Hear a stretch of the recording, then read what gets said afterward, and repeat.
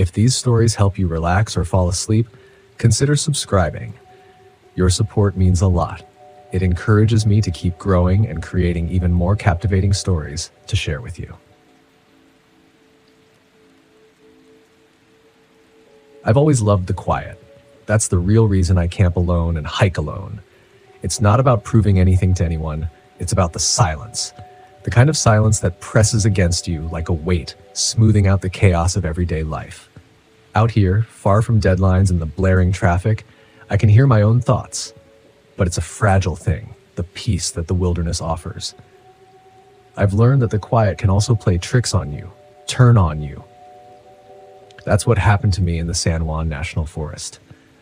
I'd been camping alone plenty of times before, but this trip was different. I still have trouble putting it into words. All I know is that the silence stopped being my friend somewhere on the second day. I'd planned to be out there for 4 days, just long enough to clear my head and reset. The spot I'd picked was remote, a stretch of dense forest near Pagosa Springs that even the locals didn't visit often. It was perfect, or so I thought. The first day went like it always does. The drive up was uneventful, and after a few hours of hiking, I found the perfect campsite. It was tucked away by a creek, surrounded by towering pines, with a small clearing just big enough for my tent and fire pit. I felt that familiar rush of excitement as I set up camp, the freedom of being out here completely alone, with nothing but wilderness around me. That first night was easy. I sat by the fire, listening to the water rush over the rocks in the creek. I wrote in my journal a bit, mostly just notes about the hike and some thoughts about work. Then I crawled into my tent, ready to sleep. The silence was comforting at first, as it always is, but I woke up in the middle of the night to something strange. It was subtle, just a faint whispering sound, like the wind picking up through the trees. I brushed it off, telling myself it was nothing, and eventually drifted back to sleep. The next day, things started to go wrong. I woke up later than I'd planned, the sky already a pale blue overhead. My stove was acting up, which was weird because it had worked fine the night before. It just wouldn't light, no matter what I tried. I ended up eating cold granola and packing up my camp, ready to move deeper into the forest. That's when I noticed my GPS wasn't working. I'd had reception when I camped here before, but now my phone was useless, no signal at all. I wasn't worried yet though. I'd brought a map and I knew the area well enough to navigate without technology. Still, the feeling that something wasn't right settled in, and I couldn't shake it. The hike was harder than I expected. My legs felt heavier, like the air itself was weighing me down, and the forest was quiet. Too quiet. Normally, you'd hear birds or the occasional rustle of squirrels in the underbrush, but today, it was just still. The silence felt unnatural. I found another campsite by late afternoon, a little further into the woods next to a meadow that looked untouched. I set up my tent quickly, eager to get a fire going, but as I worked, the feeling of being watched crept up on me. I couldn't shake it. Every time I glanced over my shoulder, nothing was there, just trees and shadows, but the sensation wouldn't leave. That night, I heard the whispers again. This time they were louder, clearer, and they weren't random. They were saying something. My name. I sat up in my tent, my heart pounding. The sound was faint but unmistakable, drifting on the breeze from somewhere just beyond the clearing. I grabbed my flashlight, unzipped the tent, and shone the light into the trees. Nothing. The forest was still, the fire flickering in the corner of my vision. I stood there for a long time, listening, but the whispering had stopped. It was just the wind. It had to be. Still, I couldn't shake the feeling that I wasn't alone. By the third day, I was exhausted. I hadn't slept much the night before, and the feeling of unease had only grown stronger. My gear wasn't cooperating either. When I tried to pack up my tent, I found that the poles had bent. They were new, barely used, but that's how they were warped. But somehow, they were warped, like something had twisted them while I slept. It didn't make sense. The whispering was back too, even during the day. It followed me as I hiked, a faint sound on the edge of hearing, like someone walking just out of sight. I kept telling myself it was the wind, but deep down, I knew something wasn't right. I wasn't alone out here. Then there was the whistling. It started around midday, just after I'd set up my third camp. At first I thought it was a bird, but the sound was too deliberate, too human. It came from somewhere deep in the woods, a high, clear note that echoed through the trees. I froze, listening. The sound grew louder, closer, then stopped as suddenly as it had begun. I called out, hoping it was another hiker, someone who'd stumbled across my camp, but there was no response, just silence. I tried to stay calm, but the sense of being watched was overwhelming. Now, it felt like something was circling me, just beyond my vision, waiting. That night, the whispers didn't stop. I lay in my tent, wide awake, listening as the sound of my name drifted through the trees. It was faint at first, like it had been the night before, but as the hours passed, it grew louder, more insistent. Dylan. I grabbed my flashlight and stepped outside, the cold night air biting at my skin. The fire had died down, casting long, flickering shadows across the clearing. I scanned the trees, heart racing, but there was nothing, just darkness. I was about to crawl back into my tent when I saw something move, a shadow slipping between the trees. I froze, my breath catching in my throat. It was too big to be an animal, and it was moving too deliberately, like it was watching me, waiting. I turned off my flashlight and backed into the tent, my mind racing. I'd never been this scared in the woods before, not once in all the years I'd camped alone. But now there was something out there.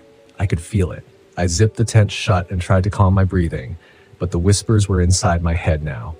They weren't just outside, they were all around me. Dylan. Dylan. I didn't sleep at all that night.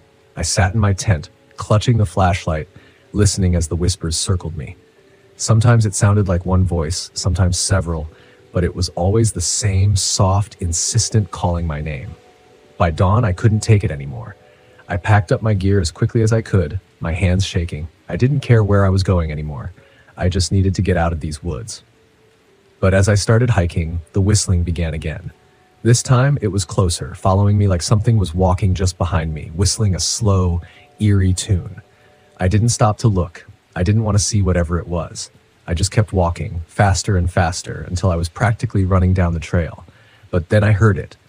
The unmistakable sound of footsteps behind me. I froze, heart pounding in my chest, and slowly turned around. There, standing just at the edge of the clearing, was a figure.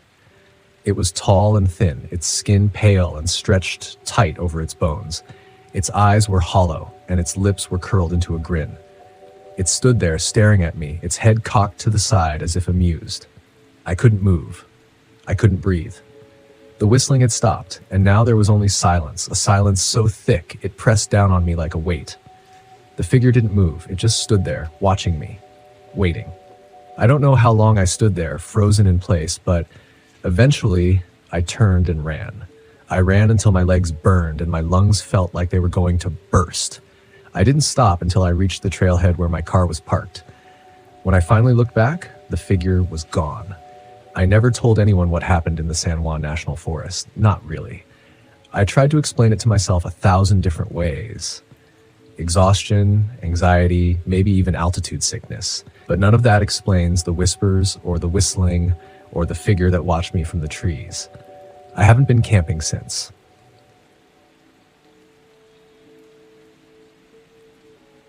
I pulled the RV off the narrow, dusty road and into the shadow of Dead Man's Gulch. The engine sputtered to a stop, and for a moment I sat there in silence, staring out at the barren valley stretching before me. The Ruby Mountains loomed in the distance, jagged and dark against the fading light. This was exactly what I wanted. Isolation, quiet, and a place where the world couldn't find me. The RV had become my escape after Laura died. I could roam wherever I wanted, just park wherever I pleased, and it felt like a kind of freedom. But now, sitting here in the middle of nowhere, I couldn't shake the feeling that I wasn't alone. The place had a weight to it, like the air was thick with something unseen, something waiting. I climbed out of the RV and stretched, the dry desert air biting at my skin as the temperature dropped with the setting sun. Dead Man's Gulch was as desolate as it sounded. I had read about it in a ghost stories book I found at a thrift store. Some legend about miners who disappeared back in the late 1800s. They supposedly saw shadowy figures in the valley at night before the earth collapsed and swallowed them whole. I didn't believe in ghosts, cryptids, or any of the nonsense locals spouted about this place.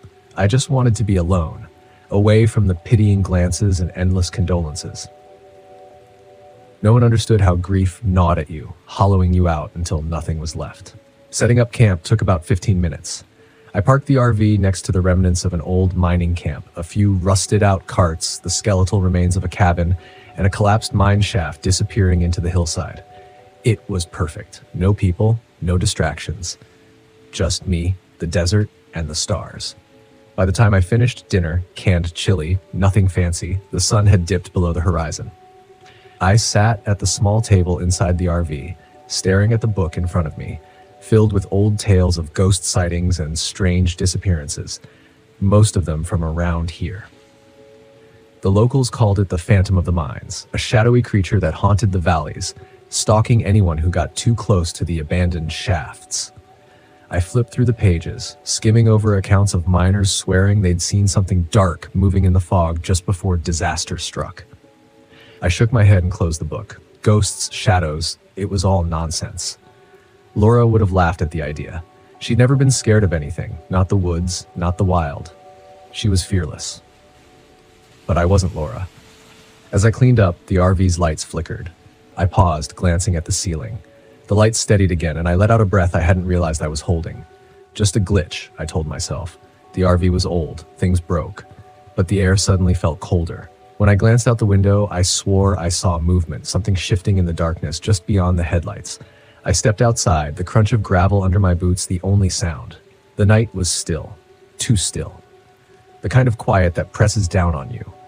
I scanned the area, the beam from my flashlight cutting through the shadows. Nothing moved, just rocks, dirt, and the skeletal remains of the old mining camp. Then I heard it. Faint. Like the sound of gravel shifting underfoot. The hairs on the back of my neck stood up.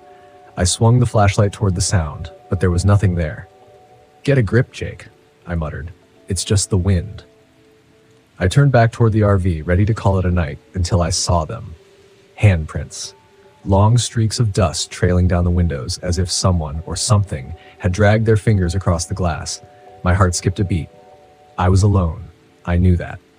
No one had passed me on the road for hours. No one was out here. At least, no one should have been.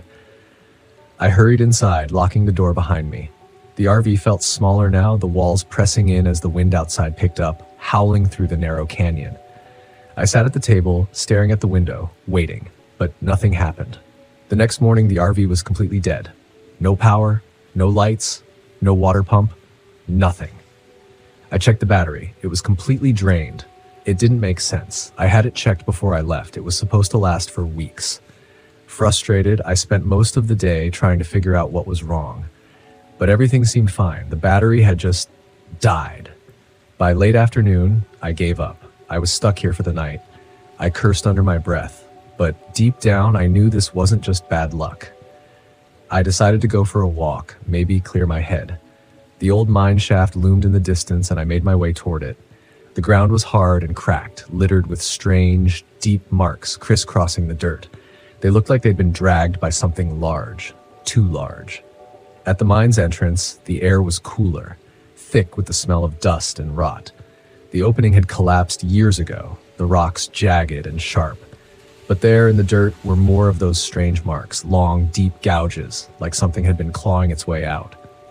I backed away, chest tightening. It was just a mine, just old rocks and dirt. But as I turned to leave, I caught something in the corner of my eye. A shadow moving at the edge of the rocks. I whipped around, nothing. I ran back to the RV, heart pounding. That night, the first knock came just after midnight. A loud, deliberate bang on the side of the RV. I shot up, grabbing the shotgun by my bed. My hands shook as I loaded it. Another bang, closer this time. "Who's there?" I shouted, voice cracking. No answer, just the sound of gravel shifting. I grabbed the flashlight and threw open the door. The cold hit me hard. The beam cut through the darkness. Nothing. No one. But then I saw it, a dark, shifting figure at the edge of the rocks. Its form flickered like smoke in the wind. It didn't have a face, but I felt its eyes on me. I raised the shotgun and fired. The blast echoed, but the thing didn't move. It just faded. I stumbled back inside, locking the door. The lights flickered and then went dark. I sat in total blackness, shotgun in my lap, waiting. But it didn't come back. By morning, I'd had enough. I packed up and climbed into the driver's seat, Miraculously, the RV started like nothing had been wrong. I didn't wait. I hit the gas, speeding away from Dead Man's Gulch. The weight in the air lifted, the fog was gone, but I couldn't shake the feeling I had narrowly escaped something dark, something still waiting in those mines. And as I drove, I kept checking the rearview mirror, just in case.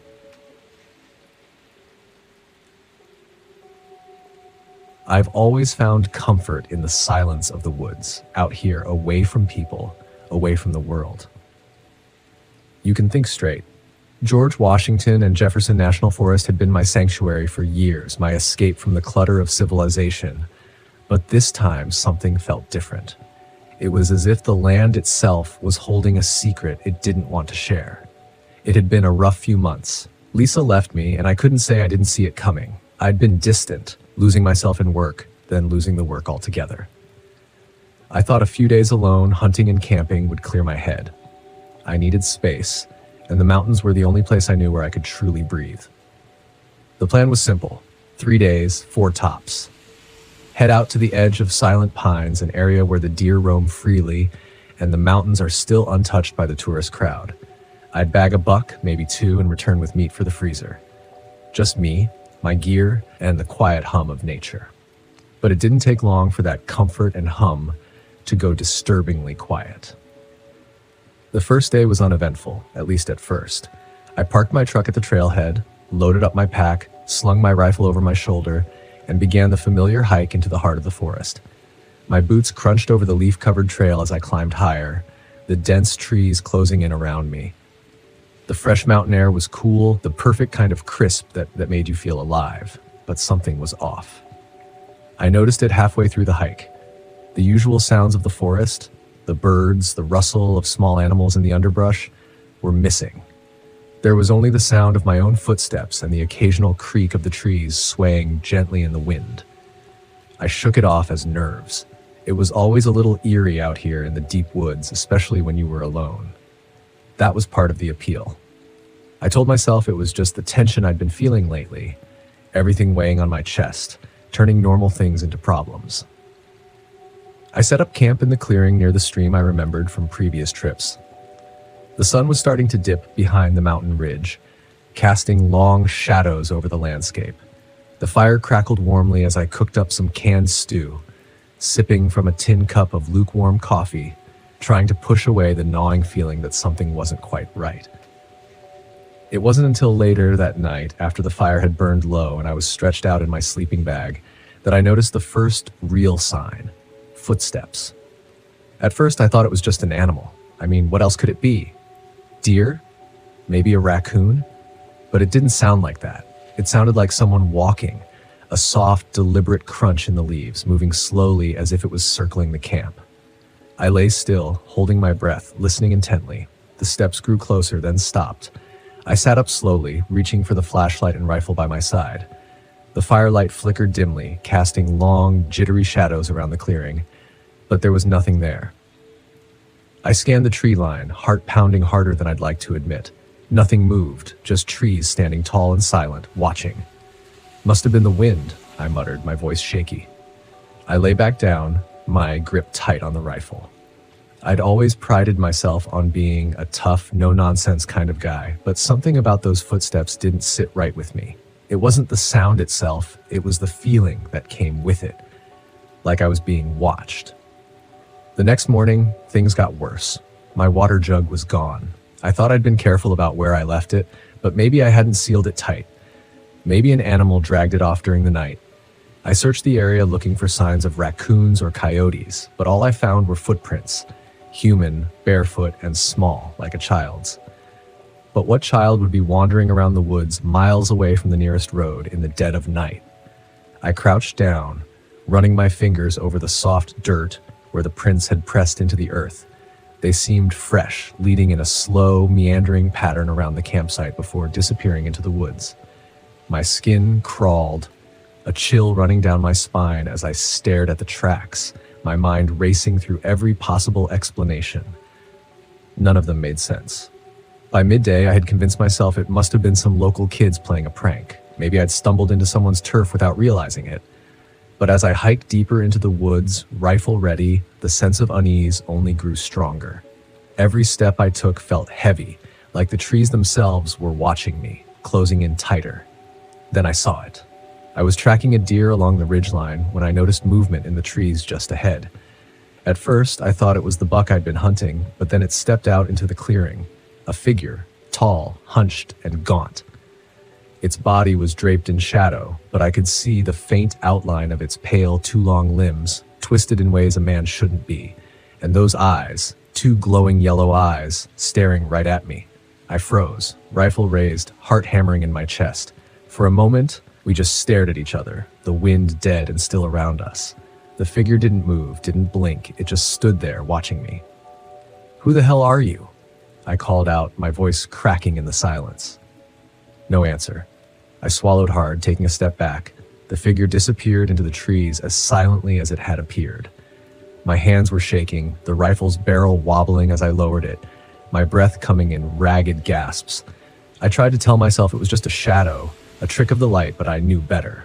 I'd seen it, and whatever it wasn't human. That night, the footsteps returned, louder this time, circling the camp with purpose. I stayed awake, rifle in hand, listening to the crunch of leaves as it moved closer.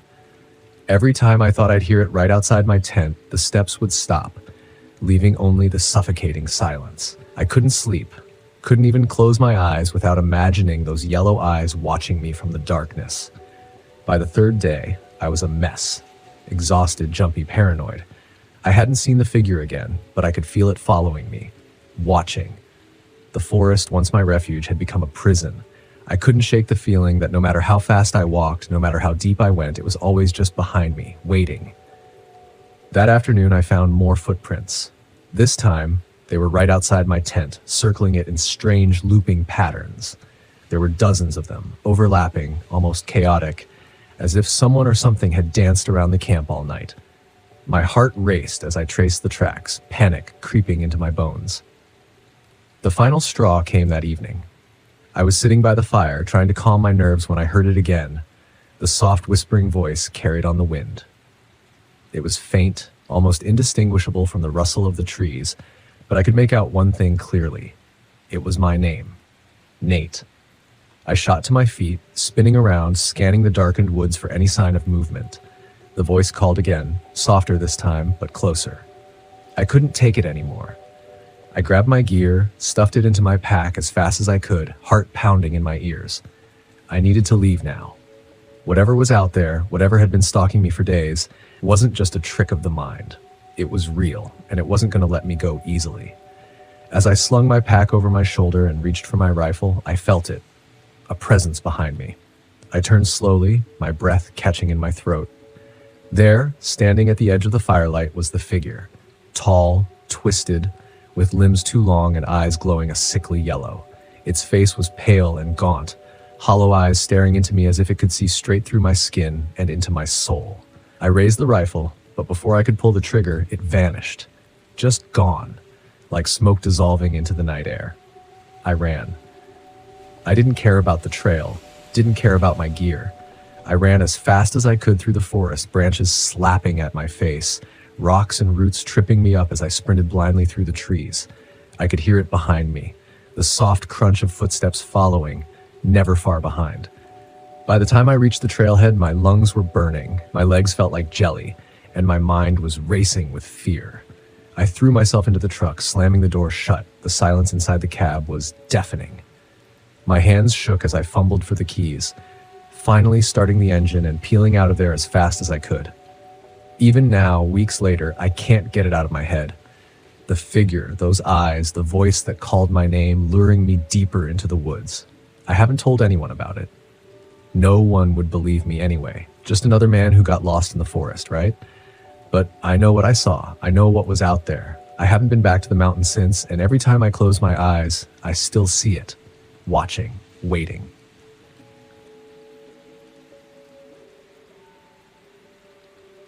The fog was thicker than I'd expected. I pulled my RV into a secluded clearing in Pisgah National Forest and stepped out into the damp air, the smell of wet earth heavy in my nose. Everything was muffled, as though the forest was holding its breath. The trees were shrouded in mist, their trunks fading into the gloom, and the trail I had heard so much about was hidden somewhere out there, waiting for me. I'd come here to find something unique. My vlog had been stagnating, and I needed a fresh angle. A fellow hiker had mentioned an unmarked trail, a path that didn't appear on any maps, one that locals said disappeared and reappeared as though it had a life of its own. Perfect. If I could document it and film the mystery, my audience would eat it up. I grabbed my camera and set it up, filming a quick introduction. Hey everyone, it's Nate here, and I'm in the middle of the misty Pisgah National Forest, about to track down the infamous Vanishing Trail. Legend says this path comes and goes, and people who wander too far down it don't come back. Let's see if that's true. I packed up my gear and set off into the fog. The forest was silent, the only sound my boots crunching on the damp leaves. I had a GPS in my pocket just in case, but I didn't plan to use it unless things got really bad. I wanted to go off the grid, find this mysterious trail, and see if there was anything to the rumors. I'd always been a skeptic. Ghost stories and folklore were fun to tell around a campfire, but not much else. As I walked, the fog thickened, swallowing the trees. It clung to my skin, cold and heavy. It wasn't long before I found the first strange marker, a stone slab jutting from the ground, its surface covered in symbols. Strange, spiraling shapes that didn't look like any language I knew. I filmed it, talking into the camera as I described the find. This looks like something from an old burial ground, but there's no mention of this on any maps. Really makes you wonder what else is out here, hidden beneath the fog. I kept moving, the trees closing in tighter. The trail I was following became fainter, more overgrown, and soon it was little more than a game trail, barely wide enough to follow. I pushed forward, keeping my camera rolling, but after another hour of hiking, the trail simply disappeared. One moment, there had been a clear path, and now it was gone, swallowed by the forest. The mist curled around the trees, thick and almost suffocating. But I was certain I'd been on the right trail.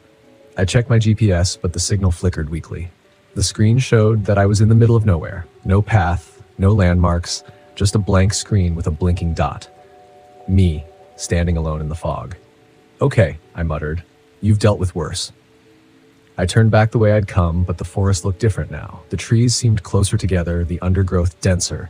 The fog was disorienting, and I had to rely on instinct to retrace my steps. The GPS was useless. I kept walking, scanning the ground for signs of the trail, but there was nothing. I was starting to feel uneasy. That's when I heard it. Footsteps, not mine. I froze, listening. The sound came from deeper in the forest, slow, deliberate footsteps crunching on the leaves. I turned, scanning the fog, but there was nothing, just the swirling mist. Then, out of the gloom, a figure emerged. An older man, his clothes tattered and damp, his eyes wide and vacant. Hey, I called, my voice echoing through the stillness. You lost too? The man looked at me for a moment, then shuffled forward. He seemed off. His clothes were torn, his face pale, and there was a distant look in his eyes like he wasn't entirely there. I've been walking for days, he said, his voice hoarse. The trail, it keeps changing. Are you okay? I asked, stepping toward him. He shook his head. No one's okay out here. I frowned, feeling a cold knot of fear tighten in my stomach. What do you mean? The trail? It moves. I've seen it, watched it disappear and reappear. It's not just a path, it's the forest. It doesn't want us to leave. I stared at him, my mind racing. This guy was either delirious or onto something. Either way, I didn't like the way he was talking. Look, I said, pulling out my GPS. We can find our way back. The man glanced at the GPS, then back at me. It won't help. The forest is messing with it. I didn't believe him. I couldn't. I was a rational guy, and this was just a forest. I'd get us back to my RV, get him some help, and be done with it. But as we walked, things got stranger. The mist thickened, wrapping around the trees like a living thing. The forest seemed to shift with every step. What had been an open path a moment ago was now choked with brambles. When I looked back, the trees seemed to loom closer, twisting into unfamiliar shapes. The man, whose name I learned was Eli, grew more agitated with every passing minute. It's watching us, he muttered. It knows we're here. Who's watching? I asked, growing impatient. The forest, he said, his voice barely a whisper. It's alive, and it's been here long before we were. I ignored him, focusing on the GPS, but Even that was failing me. The screen flickered, the signal cutting in and out. At one point, it showed me standing on a clear path, but when I looked up, there was nothing but trees. Thick, twisted trees that looked like they had grown there for centuries. We kept walking, the fog growing thicker, pressing in on us. The air felt heavy, almost suffocating, and then the whispers started. Faint at first, like the wind through the leaves, but then more distinct voices calling out from the mist. Nate. I froze, my heart hammering in my chest. Did you hear that? I asked. Eli nodded, his eyes wide. It's calling us. The forest. I tried to shake it off, tell myself it was just the wind, but deep down I knew that wasn't true. The voice had spoken my name. We came across a backpack tangled in the branches of a tree, high above our heads. It was old, covered in dirt and torn, but when I climbed up to retrieve it, I found fresh supplies inside. Water, food, like someone had packed it yesterday. I felt a chill run down my spine. How had it gotten there? Eli was growing more paranoid, his eyes darting around as though he expected the trees to come alive at any moment. We need to leave, he kept saying, before it's too late. We pushed forward, but no matter which direction we went, we ended up back where we started. The fog seemed to pulse with an unnatural energy, the whispers growing louder. Then, without warning, Eli was gone. I turned around, and he was just gone. The forest had swallowed him whole without a sound. I called out his name, but there was no response, only the dense mist pressing in on me. Panic set in. I was alone, lost in a forest that didn't want me to leave. The GPS was useless, and my camera was flickering, showing distorted footage of things I hadn't seen. Shadows moving in the trees, figures lurking just out of sight. I started running, my breath coming in sharp gasps. The trees twisted and shifted around me, the fog so thick I couldn't see more than a few feet ahead. Every time I thought I'd found a way out, the forest closed in, trapping me in a maze of branches and brambles. The whispers were louder now, calling my name over and over. My camera caught glimpses of movement, dark figures moving through the mist, vanishing before I could focus on them. I didn't know what was real anymore. The forest seemed to warp around me, bending reality to its will. Then, just as suddenly as it had begun, the fog broke. I stumbled out of the trees and found myself back at my RV. The mist lingered at the edge of the forest, but it didn't follow. I didn't wait. I grabbed my keys, threw my gear into the RV, and drove off, my hands shaking on the wheel. I didn't stop until I was miles away, the forest a distant memory in the rearview mirror. Back home, I reviewed the footage. I expected to see the horror I'd witnessed, the proof of the vanishing trail and the strange, shifting forest, but the videos showed nothing. The trail looked normal. The mist wasn't as thick, and Eli wasn't in the footage at all. It was like he'd never existed. I tried to tell myself it had been a bad trip, that my mind had played tricks on me, but deep down, I knew the truth. The forest had let me leave, but it hadn't forgotten me, and I had a feeling it was waiting somewhere in the mist for me to return.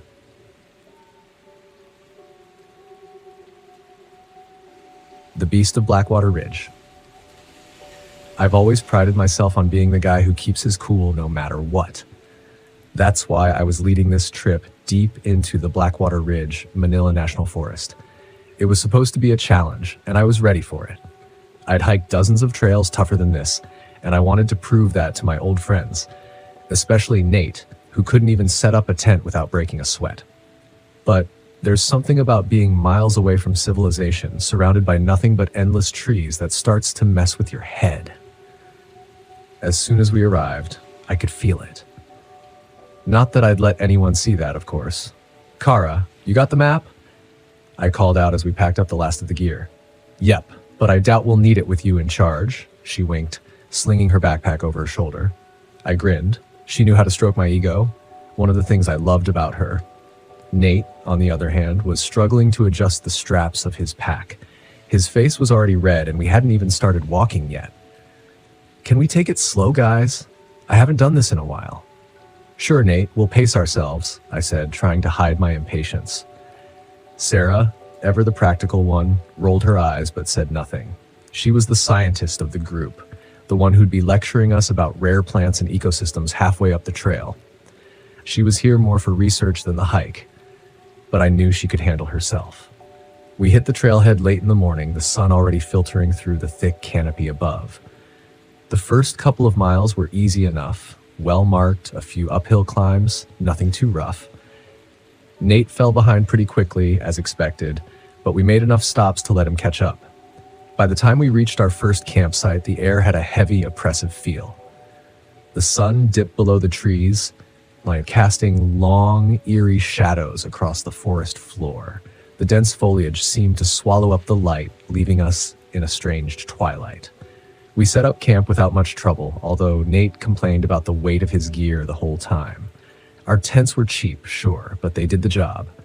Sarah was meticulous, making sure her tent was perfectly aligned with the slope of the ground. "It's going to rain tomorrow," she said almost as an afterthought. "Clear skies right now," I pointed out, but she just shrugged. Night came quickly, faster than I expected.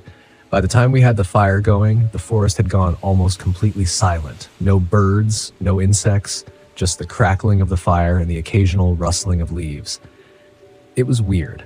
I'd been in plenty of forests, but something about this one felt off. "You guys hear that?" Nate said, glancing around nervously. "Hear what?"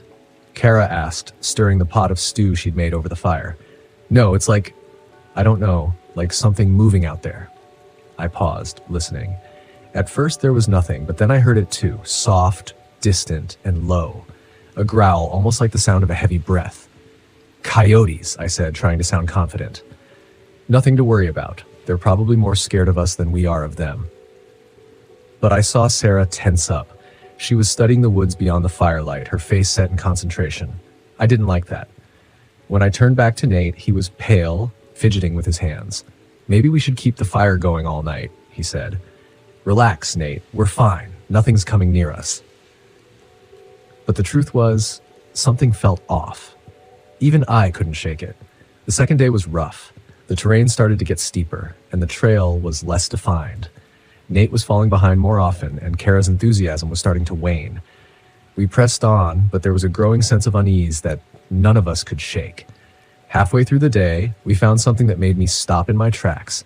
A deer carcass, ripped apart and strewn across the trail. Blood, dark and congealed, soaked into the ground around it. Whatever had killed it wasn't hunting for food. It looked like something had torn it apart just for the hell of it. Nate gagged, turning away. "What the hell?" Kara knelt beside the body, her face a mix of curiosity and horror. "This wasn't a bear. Look at the size of these tracks." I crouched down next to her. She was right. The prints were huge, human-like, but twisted. Something was wrong with the feet. Long, deep claw marks gouged into the dirt. I glanced at Sarah. Her face was pale, her brow furrowed in deep concern. "This isn't normal," she whispered. "We should go back." The confident TJ, who could handle anything, suddenly felt a sliver of doubt crawl up his spine. "Nah, we're fine," I said, brushing it off. "It's just some animal. We'll be careful. Let's keep moving." But I knew, we all knew, something was out there, watching. That night was worse. We set up camp earlier, just as the sky began to darken. The wind picked up, carrying a strange metallic scent. Something foul. The air felt heavy, thick with unexplainable dread. The fire crackled low, throwing flickering shadows on the tents, but none of us felt the comfort of its warmth. We sat closer than even Nate, who had barely spoken since we found the deer. I sat there gripping the handle of my knife, trying to tell myself I was just being paranoid, but when I looked at the faces of my friends, I knew I wasn't the only one feeling it. "Do you hear that?" Sarah said suddenly, her voice barely a whisper. We all went silent, listening. At first, there was nothing but the wind in the trees. Then I heard it, a low, guttural growl, closer this time. "What the hell is that?" Nate's voice cracked, his eyes wide with fear. "It's just an animal," I said again, though I wasn't sure who I was trying to convince anymore. But it wasn't. We all knew that. This was something different, something wrong. From the shadows beyond the firelight, something moved. It was fast, so fast I barely caught a glimpse, but I saw enough. A tall, hunched figure just beyond the ring of light, watching us. Its eyes glowed bright and unnatural. Kara stood up. "I'm going to check it out." "No," Sarah hissed, grabbing her arm. "Stay here. Don't be stupid." But Kara, always fearless, shook her off and stepped into the darkness. "Kara," I shouted, grabbing my flashlight. I scanned the darkness, then I saw it. A tall, gaunt creature with dark, leathery skin and glowing red eyes. It lunged, Kara screamed, we ran, and we never saw her again.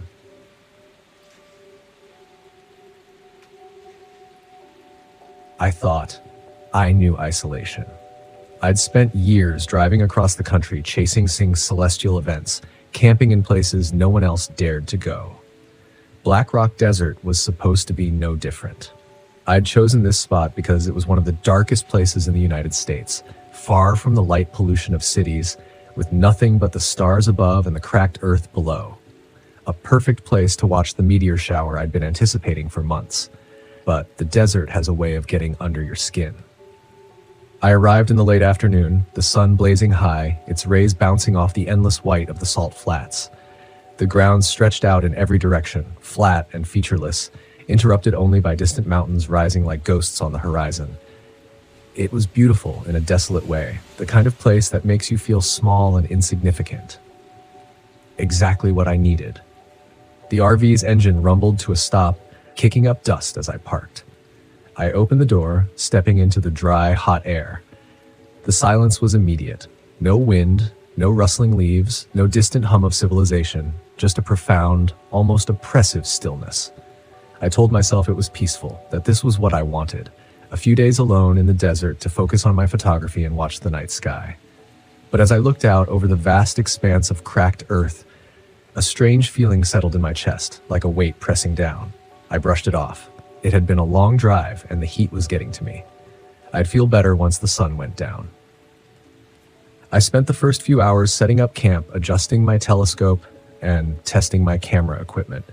The sky was still a blazing blue, but the desert's unforgiving heat was beginning to fade, replaced by a sharp chill as the sun sank lower. By the time dusk arrived, the temperature had plummeted and I retreated into the RV to grab a jacket before stepping back outside. That's when the radio first crackled to life. I'd brought my old ham radio along, hoping to catch some weather updates or maybe listen in on local astronomy broadcasts. I hadn't expected much out here, but the static-filled hum surprised me. I turned the dial, searching for a signal, and for a moment I thought I'd found one. A faint voice cutting through the static. "Don't stay." I froze. The words were barely audible, like a whisper carried on the wind, but they were unmistakable. I leaned closer, adjusting the frequency, but the voice was gone, replaced by the familiar hiss of static. I turned the radio off, chalking it up to interference, old equipment, or weird atmosphere. Still, the unease in my chest was growing. The first night was incredible. The sky came alive with meteors streaking across the blackness, more stars than I'd ever seen in my life. I stood in awe, snapping pictures, adjusting my telescope, completely losing track of time. Out here, under the stars, the rest of the world felt far away. It was just me, the night, and the vastness of space. And yet, something nagged at me. When I reviewed the photos later, I noticed something strange in the background of one of my long exposure shots. There was a blur, a faint, almost imperceptible smudge. At first, I thought it was a mistake. Dust on the lens, maybe, or a glitch in the camera's settings. But as I scrolled through the rest of the images, the blur appeared again and again in each photo. It seemed to be getting closer to the RV. I wiped the camera lens, took another shot, and stared hard at the screen. Nothing. It had to be some kind of artifact from the desert air, the heat mixing with the cold night, playing tricks on the lens. Still, the feeling in my chest tightened. I turned in early, trying to push the unease aside, telling myself I'd check the equipment in the morning. Day 2 was different. I woke to a stifling heat that even the RV's air conditioning couldn't seem to fight. I cursed, fiddling with the controls, but the air blowing through the vents was weak and warm. I grabbed a bottle of water and stepped outside, hoping the breeze would provide some relief. But the air was dead still as the grave. I spent most of the day trying to fix the RV's engine light, which had been acting sluggish since I arrived. I knew I should be enjoying the desert, but the more time I spent out there, the more the silence started to gnaw at me. It wasn't the peaceful isolation I had expected. It felt watchful. As the day dragged on, the sun beat down, turning the ground beneath my feet into a furnace. The radio, which had been quiet since last night's strange transmission, crackled to life again. This time, the voice was clearer. "Danger. You need to leave." I dropped the wrench I was holding, staring at the radio in disbelief. The voice was faint, distorted, like it was coming from miles away, but it was unmistakable. Someone or something was speaking to me. I snatched up the radio, twisting the dial, trying to find the source. Static. Nothing but static. The voice was gone again, leaving me standing in the middle of the desert, sweat running down my back, my heart hammering in my chest.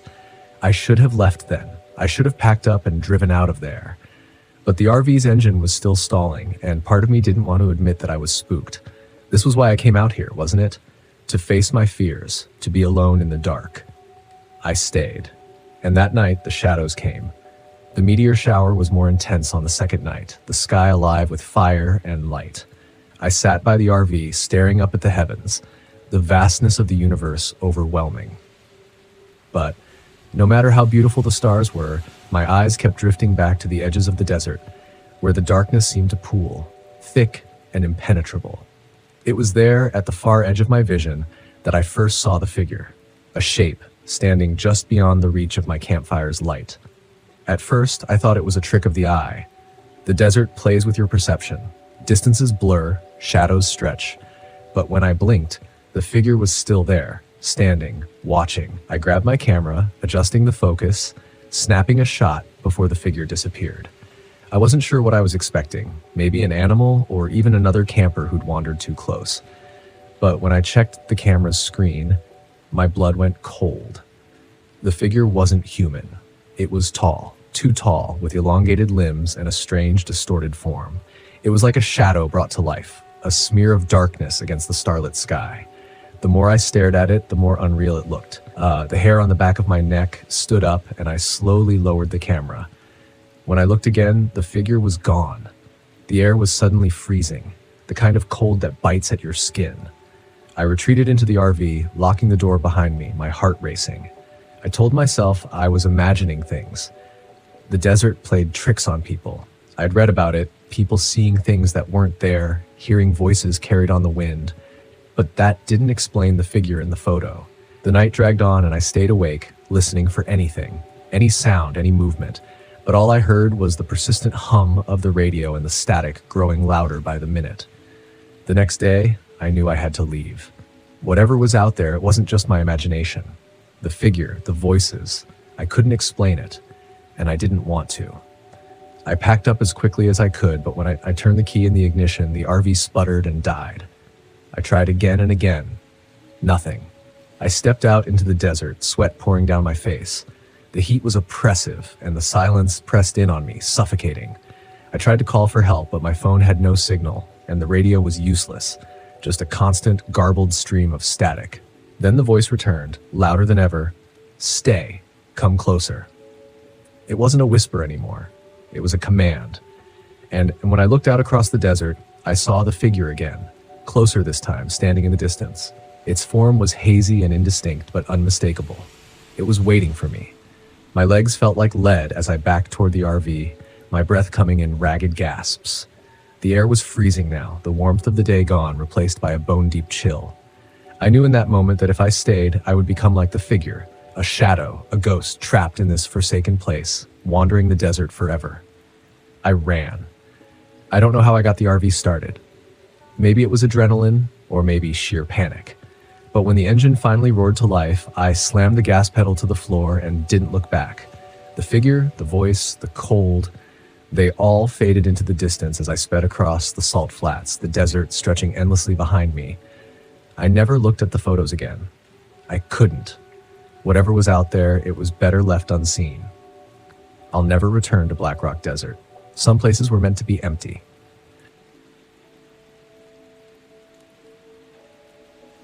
I wasn't supposed to be here. Not really. Not in this forest. Not sitting in this RV, staring at the tall trees outside, wondering if this trip would be my last. Gifford Pinchot National Forest had been Karen's idea years ago. She had this way of looking at the world, seeing the beauty in everything. She wanted to camp here, hike the trails, soak in the stillness of the ancient trees. I didn't get it then. Too caught up in work, too busy to care. But now, it was all I had left. It had been a year since she died, and I still couldn't make sense of it. A car accident on a quiet street, Just like that, she was gone, and I was left stumbling through life, trying to figure out how to exist without her. This trip was my last attempt at finding something, anything, that made sense. So here I was, parked deep in the middle of nowhere, hoping that the forest would somehow offer answers. I didn't know what else to do. The trees stretched up into the sky, their thick trunks casting shadows that lingered even in the daylight. It was beautiful in a way, but it felt empty without her. I could almost hear her voice telling me to look at the wildflowers or marvel at the way the sunlight filtered through the branches. I stepped out of the RV. The cool, damp air wrapped around me. The scent of pine and moss was thick, earthy. Everything seemed so alive, and yet all I could feel was the weight of the past pressing down on me. I started a small fire, just like I'd done the past few nights, and sat there watching the flames dance. The crackling wood was the only sound in the stillness. That's when I heard it. Footsteps. They were faint, barely audible over the fire, but distinct enough to make me stand up, heart pounding in my chest. I looked around, scanning the tree line, but saw nothing, just shadows. I told myself it was probably a deer or maybe some other animal, but the feeling stuck, the sense that someone was watching me. I wasn't alone. I sat back down, trying to shake the unease, but it lingered. I couldn't stop thinking about the old man I'd met the day before. Edgar. He'd been wandering the campground when I arrived, his wrinkled face covered in a scruffy beard, eyes sharp despite his age. He was friendly enough, but there had been something off about him. "You came at the wrong time," he'd said, staring at me with a knowing look. "Why is that?" I'd asked, brushing it off. "Some things shouldn't be disturbed, especially at night. The forest, it has its secrets." I didn't know what to say to that, so I didn't respond, but his words stuck with me, replaying in my mind as I sat by the fire. What did he mean by secrets? What was he talking about? I hadn't thought much of it at the time, but now, sitting in the dark with the fire flickering low, I couldn't shake the feeling that there was something more to what he'd said. The wind picked up, making the trees sway, their branches creaking overhead. The fire sputtered as the breeze caught it, and I stood up again, feeling restless. I needed to move, to walk, anything to clear my head. I grabbed my flashlight and headed into the forest, just far enough to feel like I was doing something. The beam of light cut through the darkness, illuminating the trunks of the trees, but casting long shadows everywhere else. My footsteps were the only sound now, crunching softly on the forest floor. I don't know how far I walked before I saw the first symbol. It was carved into the bark of a tree, a spiral-like shape that looked old, weathered by time. I crouched down, running my fingers over it. It was smooth, unnaturally so, like it had been carved recently. I stood up, shining the light around, and spotted more symbols carved into the trees at odd intervals. Spirals, faces, shapes that made no sense. They all seemed to be pointing deeper into the forest, like a trail leading me somewhere. A chill ran down my spine. I turned back, trying to ignore the nagging curiosity that pulled at me. I wasn't here to chase after strange carvings. I was here to... Well, I didn't know why I was here anymore, but this wasn't it. As I made my way back toward the RV, the air seemed heavier, colder. I couldn't hear the wind anymore, and the shadows seemed darker. The feeling that I was being watched returned, stronger this time, like someone or something was following me. My pulse quickened, and I picked up the pace, glancing over my shoulder every few steps. Nothing, just trees and shadows. When I reached the RV, I let out a breath I hadn't realized I was holding. The fire had gone out, leaving nothing but smoldering embers. I climbed inside, locked the door behind me, and sat on the edge of the bed, heart still racing. I was just tired. That's all it was. The grief, the isolation, it was messing with my head. I hadn't been sleeping well, and the loneliness had a way of playing tricks on the mind. At least that's what I told myself. The next morning, I met Leah. She was hiking near the campground, a pack slung over her shoulders, looking every bit the confident outdoors woman. She was friendly, outgoing, and struck up a conversation with me as soon as we crossed paths. "You camping out here alone?" she asked, her voice light, casual. I nodded. "Yeah, needed some time away, I guess." "I get that," she said, smiling. "This place is something else. It's beautiful, but it can get a little weird at night, don't you think?"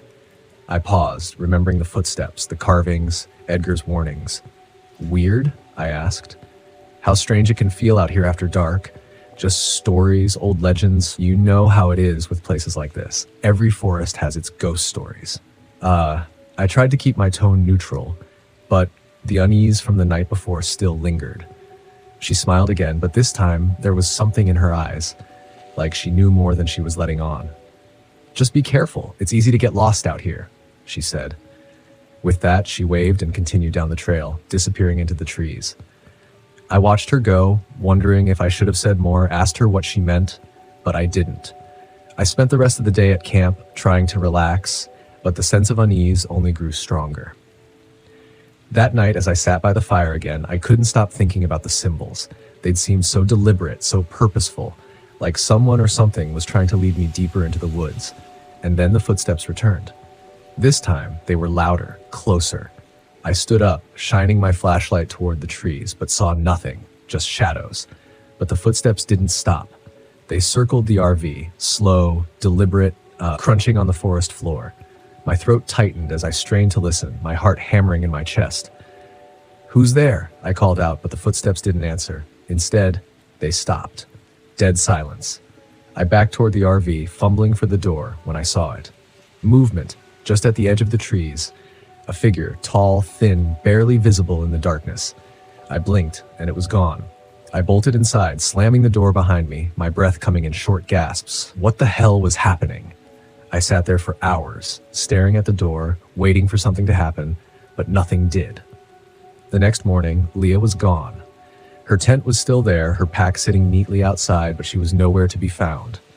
I searched the area, calling her name, but the forest was silent. It didn't make sense. People didn't just vanish like that. Not without a trace. I thought about Edgar, about the stories he'd told, the forgotten one he'd called it, a legend about a man who'd wandered too far into the forest, losing himself until he became part of the land itself. Now they said he lured others to join him, preying on their grief, their loneliness, until they disappeared too. I didn't believe it. I couldn't. But Leah was gone, and the symbols were still there, etched into the trees like a warning or an invitation. The footsteps returned that night, and this time, I knew what they wanted. I could hear her voice, Karen's voice, calling to me from the trees. Soft, loving, like she was right there, waiting for me. "Derek," she whispered, "come find me." My heart ached, torn between the impossible and the undeniable. I knew it wasn't real. I knew it, but I wanted to believe it was. I stepped outside. The cold air bit at my skin. The forest was dark, silent, but the voice was there, guiding me. I walked toward the trees, my feet moving on their own, though drawn by the sound of her voice. "Derek," she called again, "don't leave me."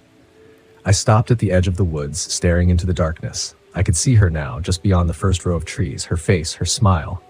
She was there, waiting for me. But something was wrong. The shadows around her shifted, twisting like they were alive. Her eyes, once warm and familiar, were hollow, empty. I took a step back, the spell breaking. This wasn't Karen. I turned and ran back to the RV, back to safety. The forest seemed to close in around me, the trees pressing in as the voice grew louder, angrier. "Derek!" I slammed the door behind me, heart pounding, breath coming in ragged gasps. I could still hear her screaming my name from the trees, but I didn't go back. I couldn't. I left Gifford Pinot the next morning, the RV's engine sputtering to life as I drove away. I didn't look back. I didn't need to. The forest had its secrets. I wasn't meant to know them. And whatever it was out there, whatever the forgotten one truly was, it would stay there, waiting for someone else.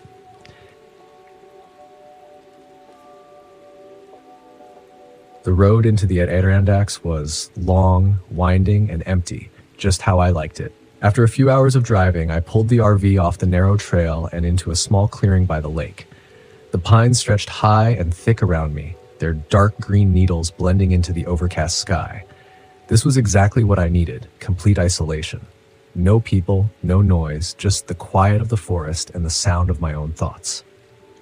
I parked the RV, turned off the engine, and stepped outside. The air was cool, crisp, with the faint smell of pine and damp earth. The only sound was the occasional rustling of leaves in the breeze and the distant ripple of water. Perfect.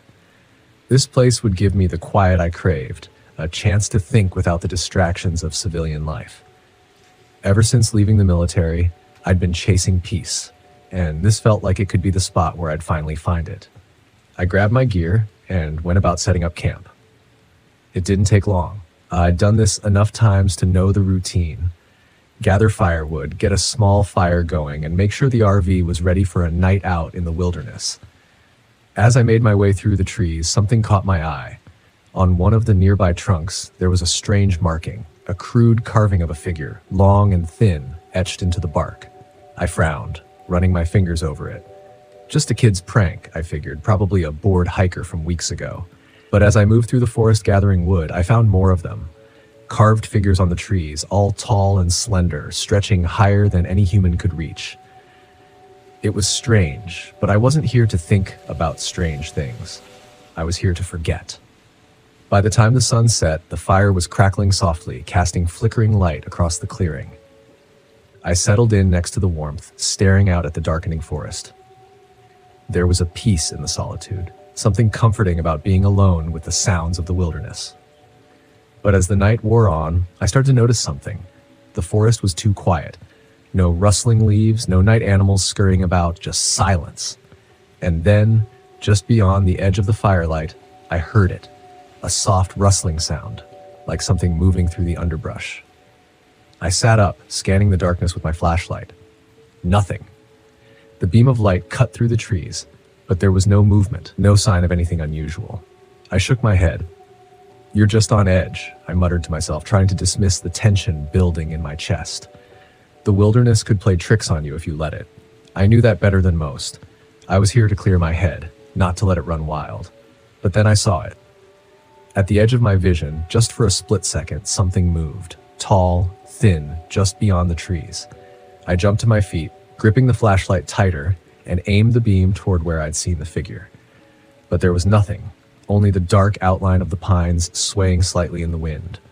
I stood there, heart pounding in my chest, every muscle tense, waiting for something to step out of the shadows. But after a long moment, the rustling stopped. The trees swayed, and the forest fell back into its unsettling quiet. I forced myself to sit back down, staring into the fire, trying to shake off the feeling that someone or something was watching me. The next morning, I woke early, determined to shake off the nerves from the night before. I grabbed my gear and decided to hike deeper into the woods. Maybe if I put some distance between myself and the campsite, I could clear my head. The trail was faint, barely more than a thin path winding through the trees. As I walked, I found more of the carvings on the trees, each one stranger than the last. They were everywhere, slender, elongated figures with no faces, all staring outward, all watching. The forest felt darker here, the canopy thick enough that the sunlight barely broke through. About an hour in, I reached a ridge overlooking the valley. The view was stunning, endless trees stretching out below, the mountains rising in the distance. I was about to pull out my camera when I heard footsteps behind me. "Morning," a voice said. I turned to see an older man, probably in his 60s, standing a few feet away. He was holding a bundle of firewood in his arms, his face weathered and sun-creased like someone who'd spent his entire life outdoors. "Didn't expect to see anyone out here," I said, giving him a nod. "Not many people come this deep into the forest," the man replied, his voice low and rough. He looked me up and down, then glanced toward the valley. "You camping nearby?" "Yeah, just over by the lake, trying to get some quiet." He gave me a long look, his expression unreadable. "You should be careful. This part of the Ader Andax, it's different." "Different how?" I asked, raising an eyebrow. He glanced around, his eyes flicking nervously toward the trees. "There's something in these woods. People call it the Watcher. It stays deep in the forest, watching from the shadows. You see it once, and you'll start seeing it everywhere." I laughed, shaking my head. "Local ghost stories." The man didn't smile. "It's not a story, it's real. People who see the Watcher, they don't come back the same." He took a step closer. "I'm telling you this because you look like you've seen things. You know when something's not right and something's not right here." I met his gaze, feeling that familiar knot of unease tightening in my gut. "What do you mean?" "You'll know when it's close. You'll hear it first, and then you'll feel it." He turned, starting back down the trail. "Just don't stay too long." I watched him go, his words echoing in my mind. Part of me wanted to laugh it off as superstition, but the way he'd looked at me, like he'd seen the same thing I had last night, made it hard to dismiss. That evening, back at camp, the unease was worse. The forest felt like it was closing in, the trees towering higher than I remembered, the shadows deeper, darker. The wind had picked up, making the fire flicker and sputter, but it didn't drown out the sounds. The rustling came back, louder this time, and with it, something else. Footsteps, slow, deliberate, circling the campsite. I grabbed my flashlight, shining it into the darkness, but the beam barely seemed to penetrate the trees. The footsteps stopped as soon as the light hit them, but when I moved the beam, they started again. I stood, turning in a slow circle, the flashlight in one hand and my knife in the other. My pulse was pounding, adrenaline kicking in. Every instinct I had screamed that something was wrong, that I wasn't alone out here, but no matter how hard I looked, I couldn't see anything. And then, just beyond the firelight, I saw it. A figure, tall and impossibly thin, standing between the trees. Its body was almost skeletal, its limbs too long, its head bent slightly as if it were watching me from above. Its eyes, or where its eyes should have been, were hollow, dark pits that stared right at me. My blood ran cold. I took a step back, my breath catching in my throat. The figure didn't move, it just stood there, watching, its presence pressing down on me like a weight. "Who are you?" I called out, my voice shaking despite myself. The figure didn't respond. It stayed still, silent, its form almost blending into the shadows. I raised my knife, backing toward the RV. The figure remained at the edge of the light, watching, waiting. I reached the door, yanked it open, and stumbled inside, slamming it shut behind me. For hours, I sat by the window, knife in hand, waiting for the figure to move, but it never did. It just stood there, barely visible in the darkness, its hollow eyes fixed on the RV. At dawn, the figure was gone, but the carvings had multiplied, dozens of them surrounding the campsite. The same tall, thin figures etched into the trees like a silent army. I didn't waste time. I packed up everything, threw it into the RV, and started the engine. As I drove away, the carvings seemed to watch me, following me down the narrow trail, their hollow eyes staring. I didn't stop until I was miles away from the Ader Andax, the forest shrinking in the rearview mirror. But even as the trees thinned and the road stretched out in front of me, I couldn't shake the feeling that the Watcher was still out there, somewhere in those woods. It was still watching, and maybe it always would be.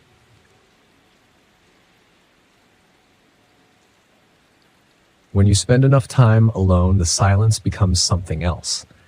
It's no longer a backdrop, but a living, breathing thing that creeps in around the edges of your thoughts. I thought I liked the silence. That's why I had been living on the road for months, with no one but myself and my RV for company. But this trip to Ocala National Forest was supposed to be different. I needed to reset, to get my head straight. I guess that's what they all say before they lose it. The first day was easy enough. I set up camp on the edge of the forest, not far from one of the swamps that ran through Ocala. I had picked this spot on purpose, far enough from the touristy campgrounds, but close enough to the water to take some good photos. Photography had become my new hobby, something to fill the long stretches of time, something to keep my mind off Rachel. The forest was thick with towering pines and oaks, their branches twisting and closing in overhead. The light filtered through the leaves in a way that made the air seem heavy, almost suffocating, but it was peaceful, or at least I told myself it was. I parked the RV near a clearing, right where the swamp met the woods. The ground was firm enough, and I didn't think much of the water nearby. I had no reason to worry, not yet. By the time I finished setting up, the sun was already dipping low, casting long shadows that stretched across the clearing. The air was unnervingly still, like the whole forest was holding its breath, but I didn't mind. Solitude was the whole point. I sat outside for a while, watching the last of the light fade before retreating inside the RV. The hum of the small generator I had hooked up was the only sound breaking the silence. Everything seemed fine. Everything was fine, until the light started flickering. It was subtle at first, just a dimming of the overhead lights. I figured the wiring was faulty, nothing I couldn't fix. I'm a mechanic by trade, after all. I ignored it, settling in with a book, trying to lose myself in the words. But then the flickering got worse. The lights flashed on and off in rapid succession. The shadows in the RV danced wildly before everything went dark.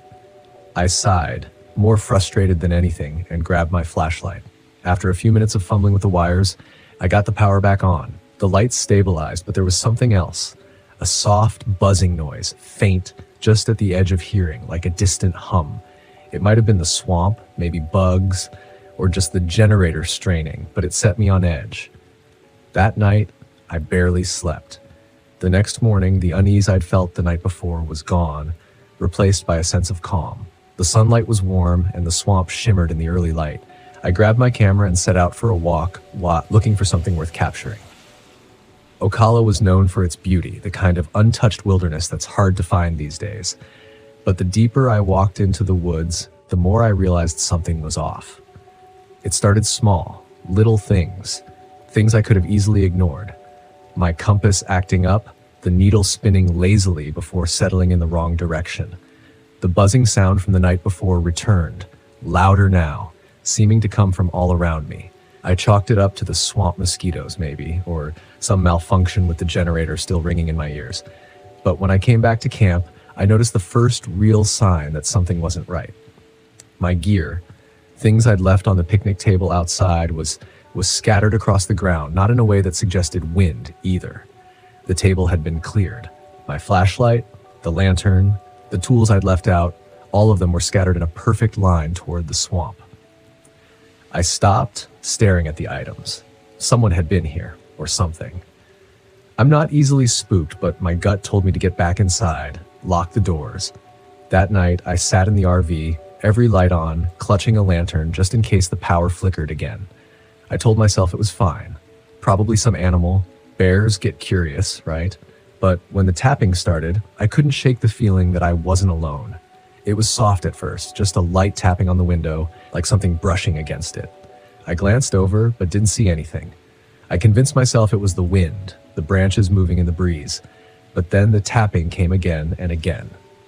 I grabbed my flashlight and opened the door, stepping out into the cold night air. The swamp smelled foul, like rot and decay, and the buzzing sound was back, louder than ever. I swept the beam of the flashlight across the clearing, and that's when I saw them. Footprints. Large, human-like prints, leading right up to the window of my RV. The mud was fresh, still wet from the swamp, and the prints were clear. But there were no other signs of anyone around. No trails leading away, just those prints stopping right at the window. Then nothing. I froze, my breath catching in my throat. I wanted to believe it was someone playing a prank, some camper messing with me, but I hadn't seen another soul since I got here. No cars at the trailhead, no signs of other campers nearby. I hurried back inside, locking the door, but I knew it wouldn't help. The feeling in my gut told me I was being watched. By the third day, I wanted out. I'd seen enough. But when I tried to start the RV, nothing happened. The engine clicked, but wouldn't turn over. I tried again and again, but the RV refused to start. Panic settled in. My phone had no signal, this deep in the forest, and the nearest ranger station was miles away.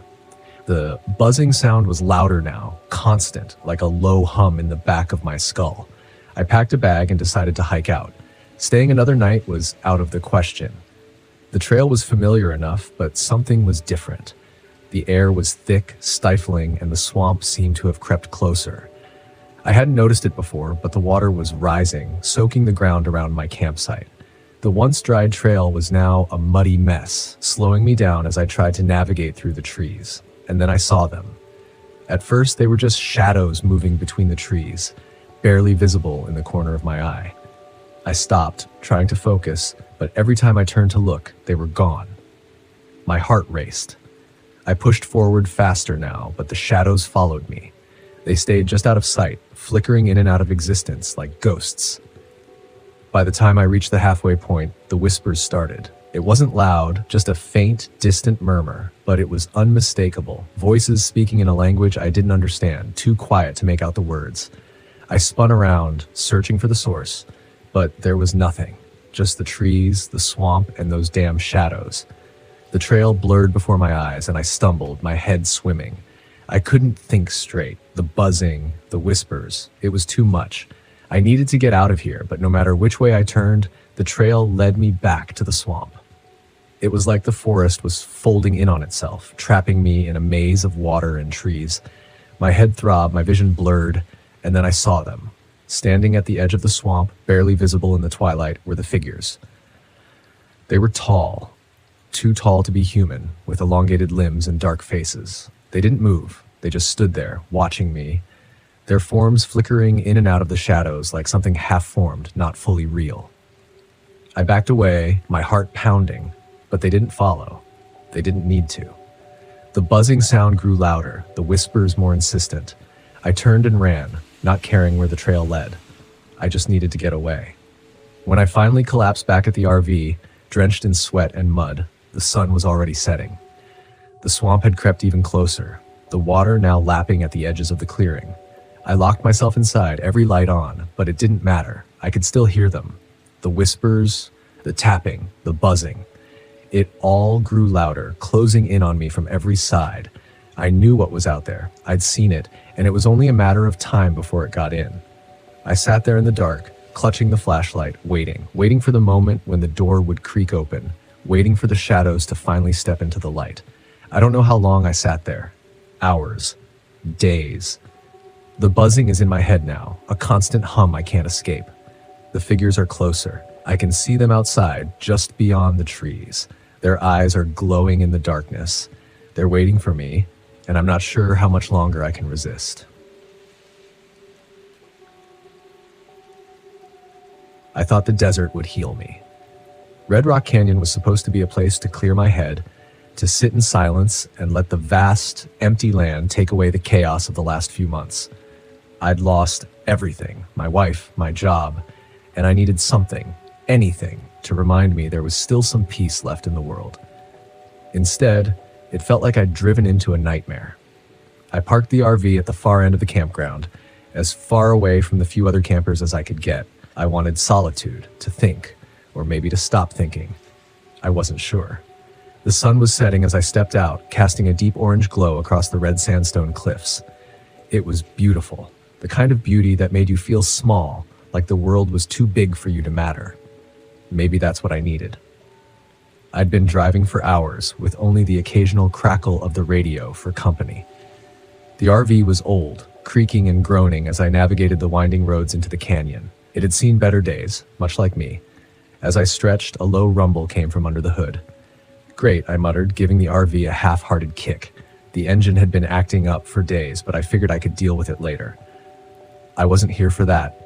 I was here to get away, to let the emptiness of the desert swallow me whole.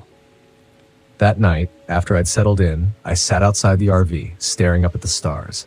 Out here, away from the city, the sky was incredible, clear, endless. But as the stars twinkled overhead, I noticed something strange. At first, I thought they were planes, blinking in and out far above the canyon, but then they moved too fast, too erratically. I leaned forward, squinting. There were 3 of them, glowing faintly blue, darting through the sky in impossible patterns. They weren't planes. I wasn't sure what they were. I stood up, straining my neck to follow their path as they circled overhead. They blinked off one by one, and the desert was silent again. Just stars, I told myself, even though I knew it wasn't true. The next morning, I woke up to find the RV's battery almost dead. My phone, which I'd left charging overnight, hadn't gained a single bar. I tried turning the engine over, but all I got was a dull click. My chest tightened. Being stranded in the middle of the desert wasn't part of the plan. I had enough food and water for a few days, sure, but the isolation was starting to feel less like a retreat and more like a trap. Milo's RV was parked a few spots down, his beat-up RV sitting in the shade of a large rock formation. He waved me over as I stepped out of mine, a wide grin on his sunburned face. "Morning," he called. "Beautiful day, huh?" I forced a smile. "Yeah, sure. Hey, you wouldn't happen to have jumper cables, would you?" Milo scratched his scruffy chin, then shook his head. "Sorry, friend, but I can give you a ride into town later if you need help. It's not too far." I thanked him, but something about Milo unsettled me. Maybe it was how relaxed he seemed, like this place wasn't bothering him at all. As I stood there, he tilted his head toward the canyon walls. "You see the lights last night?" he asked. I froze. Yeah. What were they?" He shrugged like it was nothing. Oh, those things. People talk about them all the time. Could be military, could be something else, spite. No one really knows, but they've been around as long as I've been camping out here. I laughed nervously. Something else, huh? Milo smiled, but it didn't reach his eyes. People say they're not from this world. I don't know about that, but sometimes they follow you. Just don't go too far out at night and you'll be fine. I forced another laugh, but my stomach churned. Milo's tone was too casual, too accepting. I thanked him again and went back to my RV, trying to shake off the feeling that I was missing something important. The day dragged on, the heat baking the ground beneath my feet. I spent the afternoon hiking a short trail near the campground, trying to clear my head, but the vast emptiness only made me feel more alone. I kept thinking about the lights, about how they'd moved, how they seemed to watch me. That night, they returned. I was sitting outside again, nursing a warm beer and staring at the sky when I saw them, 3 faint blue lights hovering over the canyon. This time, they were closer, too close. They flickered almost playfully, darting back and forth like they were searching for something. I stood up, my heart pounding. It didn't make sense. Nothing about this place made sense. I backed toward the RV, never taking my eyes off the lights, but as I reached for the door, the lights blinked out, gone, just like that. A cold breeze swept through the canyon, and I shivered. It was too quiet. No wind, no insects, nothing. Just the dead, suffocating silence of the desert. Then the RV lights flickered once, twice, and went dark. My chest tightened as I stumbled into the RV, fumbling for the flashlight. I clicked it on, but the beam was weak, barely cutting through the darkness. The electrical panel was dead, and my phone wouldn't turn on. Every piece of technology I had was failing, and I had no idea why. A sudden knock on the door made me jump. "Chris, you okay?" It was Emily, the hiker I'd met earlier that day. She'd pitched her tent nearby, planning to stay for a few nights before heading out. I opened the door, trying to hide my panic. "Yeah, just some electrical issues," I said, forcing a smile. "Everything's dead. I'm guessing the battery's shot." Emily frowned, glancing back at her tent. "That's weird. My phone's dead too, and my flashlight keeps flickering." Her voice was calm, but I could see the worry in her eyes. She felt it too, the strangeness in the air, the weight of the silence. She stepped closer, her voice dropping to a whisper. "Do you think it's the lights?" Milo told me about them earlier, said people disappear sometimes. I swallowed hard, trying to keep my breathing steady. "Disappear?" Emily nodded, her gaze drifting toward the canyon. "Yeah, it's mostly stories, but you seemed pretty convinced." For a moment, neither of us spoke. The air felt thick, heavy, like the desert was closing in on us. I wasn't sure if I believed in Milo's campfire tales, but the lights, they were real, and they weren't natural. "We should get out of here," Emily said, breaking the silence. "I don't like this." "I can't," I replied. "My RV won't start." She hesitated, then nodded. "Mine either. I tried earlier, but it's completely dead." We stood there, staring at each other, the weight of the situation sinking in. Something was wrong with this place. The lights weren't just an oddity. They were doing something, affecting everything around us, and we were stuck miles from any help. "We'll wait till morning," I said, trying to sound confident. "Maybe it's just a temporary glitch. We'll figure it out." Emily didn't look convinced, but she nodded and headed back to her tent. I locked the RV door behind her, though I wasn't sure what good it would do. That night, I barely slept. The silence was oppressive, like a blanket wrapped too tight around me. Every creak of the RV, every gust of wind made my heart race. I kept waiting for the lights to come back, to hover outside my window, but they didn't. Instead, I woke up sometime in the early hours, drenched in sweat, my head pounding. I sat up, blinking in the darkness. Something was wrong. I glanced at my watch. It was 4 a.m., but that didn't make sense. I'd checked the time just moments ago, and it had been midnight. Where had the hours gone?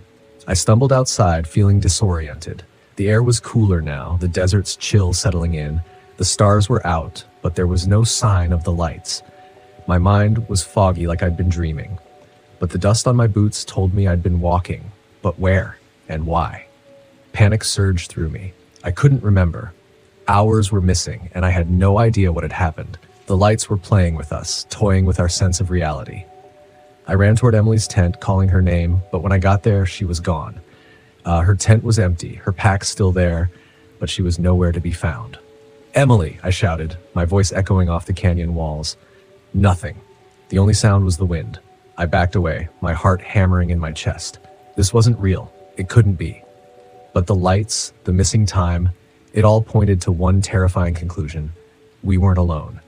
I sprinted back to my RV, slamming the door behind me, and tried the engine again. To my shock, it roared to life. The headlights flickered on, and I didn't hesitate. I jammed the gear shift into drive and tore out of the campsite, gravel kicking up behind me as I sped down the winding canyon road. I glanced in the rearview mirror for just a second. I saw them, the blue lights, hovering in the distance, watching me leave. I didn't stop driving until I hit the outskirts of Las Vegas. The neon lights of the city felt like a lifeline. But even then, as I pulled into a gas station, my hands shaking, I couldn't shake the feeling that the lights were still out there, waiting, and I wasn't sure if I'd really escaped at all.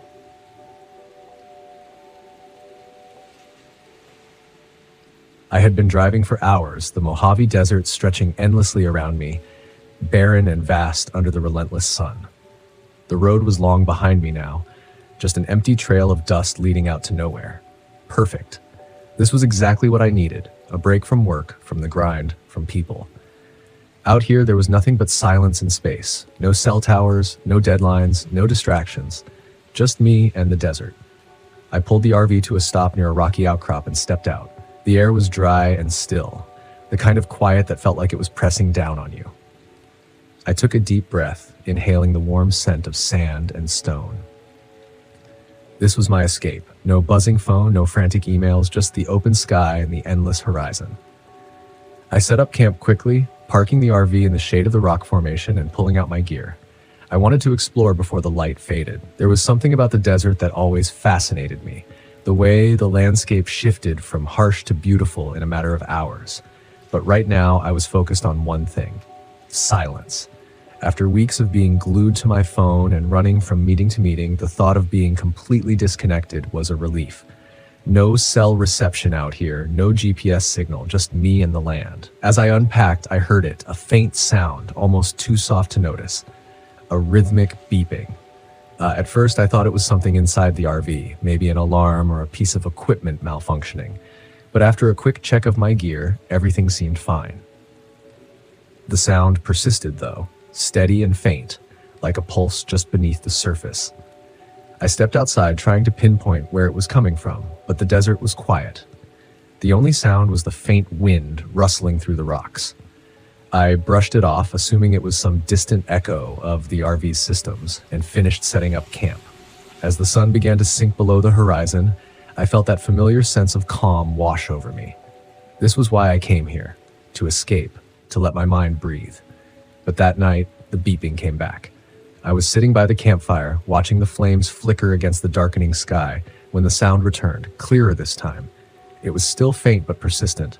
A soft, rhythmic pulse, like something distant calling out. I stood, trying to shake off the uneasy feeling creeping up my spine. I wasn't the type to get spooked easily. Logic and reason were my tools, and they had served me well in the world of engineering. But there was something about the sound, something that felt wrong. I grabbed my flashlight and stepped away from the fire into the darkness. The desert stretched out before me, vast and empty. I started walking, following the faint sound. The rhythmic pulse grew louder as I moved away from the RV. For a while, I saw nothing but sand and rock. The beeping seemed to fade, then grow louder again like it was moving with me, always just out of reach. I kept walking, the beam of my flashlight cutting through the night. But every time I thought I was getting closer, the sound slipped away. Finally, I stopped. My pulse was racing now, my breath coming in short, sharp bursts. The beeping had faded again, leaving me standing alone in the middle of the desert. The silence around me was heavy, almost suffocating. I turned back toward the RV. The fire still glowed faintly in the distance as I walked. The beeping returned, faint but steady like a distant heartbeat. The next morning, the sound was gone. The desert was still quiet, as if nothing had happened. I told myself it was just my mind playing tricks on me. Isolation could do that. The vast emptiness of the desert, the absence of any familiar sounds, it could mess with your head. I decided to hike further out, hoping to clear my mind. The landscape stretched endlessly in every direction, the sun already beating down on the sand. I grabbed my gear, making sure I had plenty of water, and started walking toward a rocky ridge I had spotted in the distance. Halfway there, I saw him, a man walking toward me from the opposite direction, his figure small against the endless desert. I hadn't expected to see anyone out here. This was a remote area, far off the beaten path. As the figure grew closer, I could make out an older man, his clothes worn and dusty, his face lined and weathered from the sun. "Hey," I called out, raising a hand as we approached each other. The man nodded, his eyes distant, almost vacant. "You camping out here alone?" he asked, his voice hoarse. "Yeah, just me," I said, a little taken aback by his bluntness. "I've been walking for days," he said, his eyes scanning the horizon. "You heard it yet? The signal?" I blinked, unsure if I had heard him right. "The signal?" He nodded, his expression grim. "You'll hear it. Once you hear it, you can't get it out of your head. I've been following it for days. It doesn't stop." A chill ran down my spine. "What are you talking about?" The man glanced around nervously, as if the desert itself was listening. "There's something out here. Something that's been broadcasting for years. It gets inside your head, starts with the beeping, then it gets louder. You'll see." I stared at him, unsure of what to say. He looked dehydrated, sunburned, like he'd been wandering the desert for days without rest. I offered him some water, but he shook his head and started walking again, heading back the way he came without another word. I stood there watching him disappear into the distance, his words echoing in my mind. "Once you hear it, it doesn't stop." That night, the beeping was louder. I couldn't ignore it anymore. The sound pulsed through the silence, steady and rhythmic, like it was coming from somewhere deep beneath the earth. I tried to sleep, but every time I closed my eyes, the sound was there, burrowing into my mind. I couldn't take it anymore. I grabbed my gear, flashlight, GPS, water, and set out into the desert. I had to find the source. I had to know what was causing the sound. The desert was pitch black, the sky filled with stars. My flashlight cut through the darkness, the beam dancing across the rocks and sand as I followed the beeping. It was louder now, almost frantic, like it was pulling me toward something. The GPS was acting strange, flickering in and out, as if the signal was being disrupted. But I kept moving, my footsteps crunching in the sand. The beeping grew louder with every step. After what felt like hours, I saw it. A structure, half buried in the sand. A bunker or a weather station, long abandoned. The beeping was deafening now, emanating from somewhere inside. I hesitated, standing at the entrance of the bunker. The door was ajar, rusted and creaking in the wind. Everything in me screamed to turn back, to leave and forget about the sound. But I couldn't. The signal was pulling me in. I stepped inside. The air in the bunker was stale, suffocating. My flashlight flickered as I moved through the narrow corridors, the walls lined with rusted equipment and old, faded maps. The beeping was louder now, echoing through the metal walls, vibrating in my chest. At the end of the corridor, I found a small room. In the center, there was an old radio tower, its equipment still faintly powered by some unknown source. But that wasn't what caught my attention. On the walls were symbols, strange, intricate markings that looked like they had been carved into the metal. They spiraled outward, converging on the radio tower as if they were feeding into it. In the corner of the room, I found a journal. Its pages were yellowed and brittle. The entries were short, scrawled in frantic handwriting. They talked about the signal, how it started with the beeping, how it got louder, how it never stopped. "It gets inside your head," one entry read. "It's not just a sound, it's alive." As I read, the beeping shifted, turning into a high-pitched screech that pierced through my skull. I dropped the journal, clutching my head as the sound rattled through my brain. It wasn't just a signal. It was something more, something that had been waiting, broadcasting, pulling people in. I had to get out. I stumbled out of the bunker, the sound still ringing in my ears. The desert spun around me. I ran, my legs weak, my mind spinning. The landscape warped, the rocks and sand shifting as if the desert itself was alive, moving with the signal. When I finally made it back to the RV, I collapsed inside, my head pounding. The beeping was now a constant, dull hum in the back of my mind. I left the desert the next morning, driving as fast as I could. The beeping was still faint, but persistent. I didn't look back. Even now, days later, back in the city, I can still hear it. A faint, rhythmic pulse in the back of my mind. Always there, always calling me back. The signal isn't done with me yet.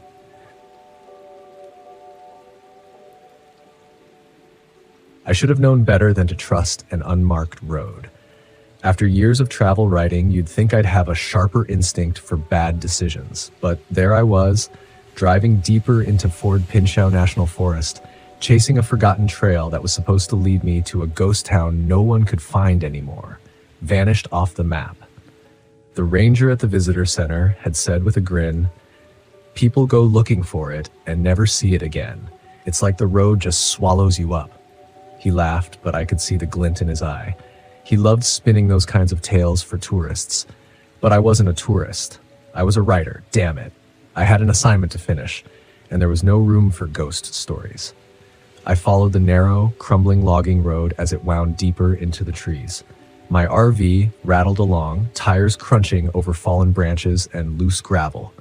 The road narrowed, barely wide enough for my rig, but I kept going. I'd done my research, and this was the right way, even if the forest seemed determined to reclaim the path. It had been a long day, and I was eager to set up camp and relax before exploring the area the next morning. The further I went, the thicker the trees grew, their branches knitting together overhead, blotting out the late afternoon sun. My GPS had long since lost signal, but I didn't need it. I was prepared. I had maps. I was confident I didn't get lost easily. But as I rounded the last bend in the road, something changed. The sky had been clear earlier, but a dense fog was rolling in now, thick and fast. I could barely see 10 feet in front of me. The road, which had been clear just moments ago, seemed to dissolve into a gray blur. I slowed to a crawl, squinting through the windshield. Just up ahead, a small clearing appeared through the mist. It wasn't much, but it was enough room for me to park the RV. I didn't have many other options. I pulled in, killed the engine, and stepped outside. The fog clung to everything, making the air feel damp and cold. It shouldn't have been this cold, not in early fall. The chill crept into my bones, but I pushed it aside and started setting up camp. Something about the silence gnawed at me, though. No wind, no birds, no rustling leaves, just stillness in that damned fog. I finished my setup quickly, then retreated to the warmth of the RV. I wasn't nervous, but the quiet was getting under my skin. I grabbed a beer from the fridge, settled into the driver's seat, and pulled out my maps. I spread them across the dash, looking for my next move. The ghost town was supposed to be less than a mile away, hidden deep in the woods, down a trail that was barely marked.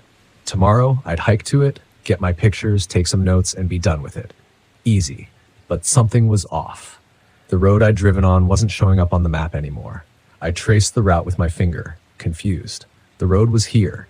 I'd just come down it, but now on the map it wasn't anywhere to be found. I leaned back in my seat, staring out the windshield at the fog-shrouded forest. The ranger's words echoed in my mind, vanished off the map. I laughed softly to myself. It was a joke, a tall tale to scare off amateur hikers, nothing more. Still, when I stepped outside to stretch my legs, I felt it again, that unsettling stillness. The fog was thicker now, curling around the RV like tendrils. I looked back toward the road I'd driven in on, but it wasn't there. I blinked, rubbed my eyes, and stepped forward, peering into the mist. No road, just an unbroken line of trees. My stomach tightened. I walked a few more steps, hoping the road would reappear, but it didn't. The forest was dense, the trees close together. There was no sign of the path I had taken just hours earlier. It was as if it had been swallowed whole. I jogged back to the RV, heart racing now. I grabbed my flashlight and marched back to where the road should have been, sweeping the beam through the fog. But all I could see were trees, tall, dark, and oppressive. My breath fogged the air in front of me as I stood there, trying to make sense of it. The road couldn't just vanish. I hadn't gotten lost. I couldn't have. But when I turned back toward the RV, I felt it, that creeping sensation that I wasn't alone. I swung the flashlight around, heart pounding, and for a split second I thought I saw movement in the fog. A figure, tall and thin, slipping between the trees. "Hello?" My voice cracked. I regretted speaking as soon as the word left my mouth. The fog swallowed my voice, leaving nothing but silence in its wake. I scanned the tree line again. Nothing. I backed toward the RV, my nerves on edge, and hurried inside, locking the door behind me. I wasn't about to let a little fog and a missing road freak me out, but something felt wrong. The rational part of my brain was trying to make sense of it. Fog could play tricks on your eyes, and maybe I'd missed a turn somewhere. That was all. But deep down, I wasn't convinced. I spent the next hour pacing the length of the RV, checking and rechecking my maps, trying to retrace my route in my head. Nothing made sense. The road had been there. I hadn't imagined it. By nightfall, the fog had thickened to the point where I couldn't see more than a few feet outside. The temperature had dropped even more, and I cranked up the RV's heater, wrapping myself in blankets. Sleep didn't come easily. I kept hearing things. Soft thuds like footsteps outside and whispers that seemed to drift through the walls. It had to be the fog, I told myself. It was distorting sound, making me paranoid. But when I woke in the middle of the night, there were voices. I sat up in bed, my breath catching in my throat. I could hear them, faint, murmuring voices coming from outside. I crawled to the front of the RV, heart hammering, and peered through the windshield. The figures were back. This time, there were more of them. Shadows in the fog, standing still, watching. They were too far away to make out any details, but I could feel their eyes on me. Cold, hollow eyes. I blinked, and they were gone. I scrambled to turn on the engine, but it sputtered and died. No power. The RV was silent, cold, and dark. I grabbed my flashlight and flicked it on, but the beam barely cut through the fog. I tried to stay calm, tried to think logically, but my heart was racing, my mind spiraling into panic. The road was gone, the figures were back, and now I was trapped here. I had to get out. I grabbed my jacket and burst out of the RV. The cold hit me like a slab. I marched toward where the road had been, determined to find it, but the forest had shifted. The trees were closer now, the fog denser. I walked for what felt like hours, but the landscape stayed the same. It was as if I was walking in circles. No matter which way I turned, I kept ending up back at the RV. I could hear the voices again, closer now. They echoed through the fog, indistinct and ghostly. My flashlight flickered and the shadows appeared again, closer this time, standing just beyond the beam of light. I ran back to the RV, slamming the door behind me, my chest heaving. The figures were out there, circling me, waiting. I don't know how long I sat there, clutching the flashlight, waiting for something to happen. The fog pressed against the windows and the shadows loomed outside, never coming closer but never leaving. Morning came, though I could barely tell. The fog hadn't lifted and the road was still gone. I tried the engine again, and this time it roared to life. Relief washed over me, but it was fleeting. I turned the RV around, driving slowly back the way I had come. If the road was there, I couldn't see it. All I could do was follow the same path I'd taken before, hoping it would lead me out. But it didn't. The road stretched out endlessly in front of me, a straight line through the fog, leading nowhere. And as I drove, I realized with sinking dread that I was still trapped. The road hadn't taken me anywhere. I was driving in circles and the figures were still there, watching, waiting. They had me now. The vanishing road wasn't just a story. It was real, and I wasn't getting out.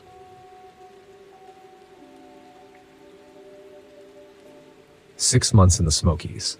6 months. 6 whole months without touching a drop. I should have been proud, right? But sitting alone in this RV deep in the Great Smoky Mountains, I didn't feel proud. I felt restless, empty. Even the kind of empty that creeps up on you, settling in your bones when there's nothing but the sound of your own thoughts bouncing around your skull. This trip was supposed to be a celebration, a gift to myself for staying clean. I thought the solitude would help me clear my head, maybe give me some perspective. The Smokies had always been a place of peace for me. My dad used to take me camping here when I was a kid, back when life was simple, before the bottle got its hooks into me. I pulled out my phone, flicking through pictures of those old trips. My thumb hesitated over the last photo of my dad and me standing by a roaring campfire. That was before everything went to hell, before the drinking became my escape from everything I couldn't face. The phone buzzed, pulling me back to the present. It was my brother, Jake, checking in as usual. "Hey man," he said when I answered. "How's the trip? You hanging in there?" Jake was always the responsible one. Clean-cut, married with kids, a steady job. He'd been my lifeline after the wreckage of my addiction. I owed him more than I could ever repay. Yeah, it's good, I lied. Just me and the trees. Peaceful. You staying out of trouble? I chuckled.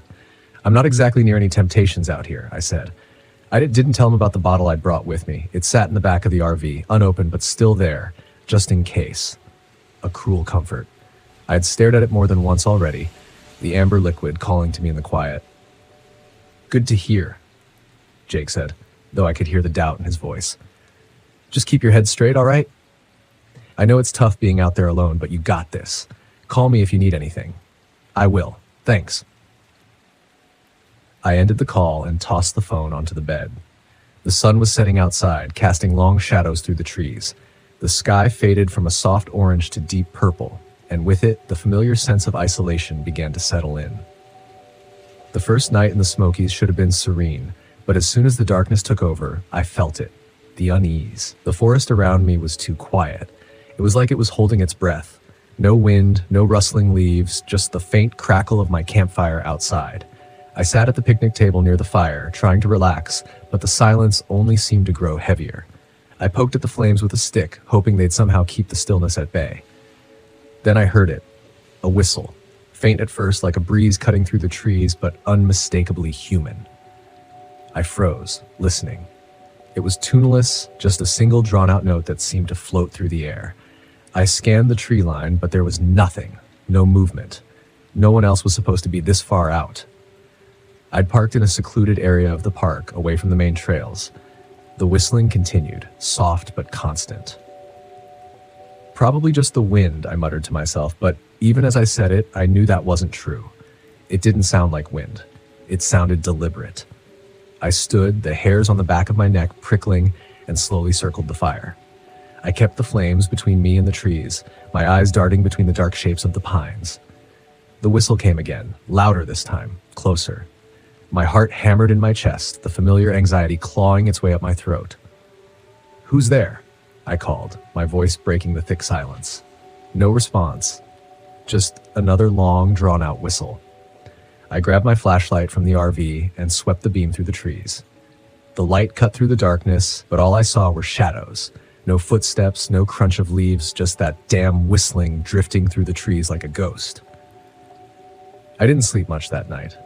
The next day, I tried to convince myself it was nothing. It had to be nothing, right? Just a trick of the wind. The mountains could be strange like that, especially at night. Still, I couldn't shake the feeling that I wasn't alone. The bottle of whiskey in the back of the RV started to look more and more appealing, but I shoved that thought down. I wasn't here for that. Not this time. To clear my head, I went for a hike, following a trail that wound through the dense forest. The air was crisp, the smell of pine and damp earth filling my lungs. For a while it worked. I could almost forget about the night before. Almost. That's when I saw the first marking. It was carved into the bark of a tree, a rough, jagged symbol that looked like a spiral or maybe an eye. I couldn't tell. It didn't look natural, though. It felt intentional, like a warning. I ran my fingers over it, the grooves deep and uneven. I kept walking, but the farther I went, the more of the symbols I saw, spirals, faces, strange runes carved into the trees, all leading deeper into the woods. It felt like they were guiding me somewhere, though I wasn't sure I wanted to find out where. That night, the whistling returned. I was sitting by the fire again, trying to keep my mind off the bottle when the sound came drifting through the trees. This time it wasn't soft, it was louder, closer. I stood up, flashlight in hand, and scanned the forest. My heart pounded in my ears, my mouth went dry. The whistling seemed to circle the campsite, moving slowly but deliberately. It was all I could hear, filling the silence like a haunting lullaby. I turned, and that's when I saw him. Standing just beyond the tree line was a figure. A man, gaunt and pale, his hollow eyes fixed on me. He stood motionless, his lips pursed as he whistled that same eerie, tuneless note. "Hey," I called, my voice cracking. "What do you want?" The figure didn't respond. He just stood there watching me. The whistling grew louder, more insistent, cutting through the night air like a knife. I took a step toward him, but as soon as I moved, he turned and disappeared into the trees. My hands were shaking. I wasn't sure if it was fear or something else, something deeper. I felt the urge to chase him, to follow that haunting sound, but my legs refused to move. I stayed by the fire until dawn, too scared to go back inside the RV. The next day, I tried to leave. I packed up my gear, grabbed the keys to the RV, and decided I'd had enough of the Smokies. But when I tried to start the engine, it wouldn't turn over, just a dull click. I swore under my breath, popped the hood, and checked the battery. Everything looked fine, but the damn thing wouldn't start. I tried calling Jake, but my phone was dead. I charged it the night before, but now it was completely drained. No signal, no service, nothing. The forest around me felt suffocating. I couldn't shake the feeling that something was watching me, waiting just beyond the trees. The whistling started again, faint at first, then growing louder like a taunting melody. I grabbed the bottle from the back of the RV. I wasn't going to drink it, not yet. But holding it made me feel better, more in control, as if I could use it as a weapon somehow. That night, the stranger came back. I woke up to the sound of whistling, loud, sharp, right outside the RV. I sat up, heart pounding, and looked out the window. He was standing by the fire pit, his pale face illuminated by the flames. His eyes were fixed on me, unblinking, and that awful whistling filled the air, pressing in on me from all sides. He took a step toward the RV, and I felt the panic rise in my chest. I grabbed the bottle, holding it like a club, and stumbled outside. The air was freezing, my breath coming in ragged gasps. The whistling pierced through my skull, making it hard to think. I raised the bottle, ready to throw it, but then something stopped me. For the first time in days, I heard something else. A voice, faint but real. Jake's voice. "Nick, don't do it." I blinked, shaking my head. The stranger was gone. The whistling had stopped, and there in the silence I realized what I had been about to do. The bottle slipped from my hands and shattered on the ground. I dropped to my knees, gasping for air, the weight of everything crashing down on me. The whistling was gone, but the fear, the isolation, it wasn't something I could run from.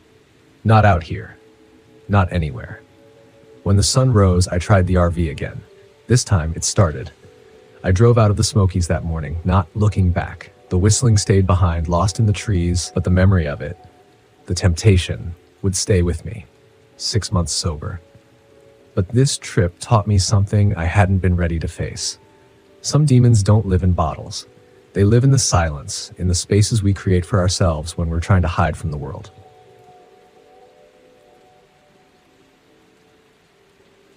The road into the Boundary Waters was a frozen ribbon through a sea of snow, the trees standing like silent sentinels under heavy blankets of ice.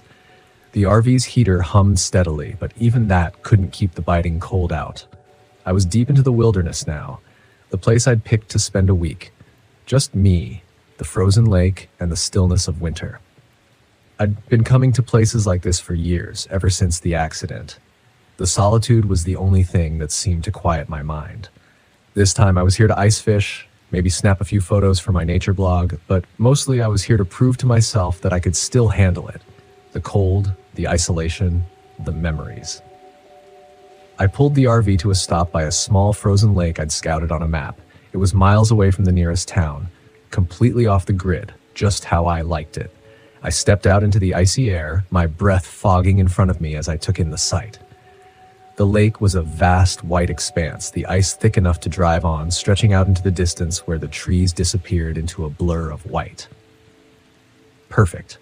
I set up camp quickly, parking the RV near the shoreline and gathering my gear for ice fishing.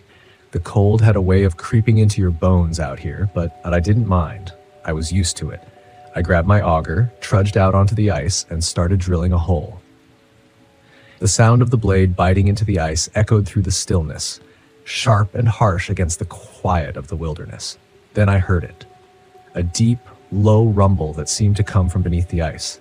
I paused, the auger still in my hands, and listened. The sound came again. A low, distant vibration like the ice shifting far beneath the surface. I'd heard ice groan before. Anyone who spends enough time in the cold knows the sound of a lake adjusting to the freeze, but this was different. It was deeper, longer, almost like something was moving down there. I brushed it off and kept drilling.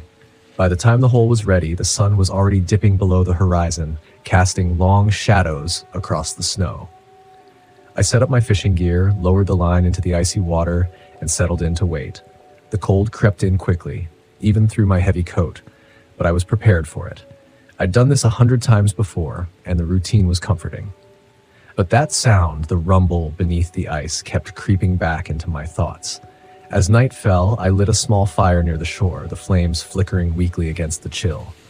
I sat by the fire, staring out at the frozen expanse of the lake. The stars were starting to appear in the clear sky above, bright and distant. Then I saw it.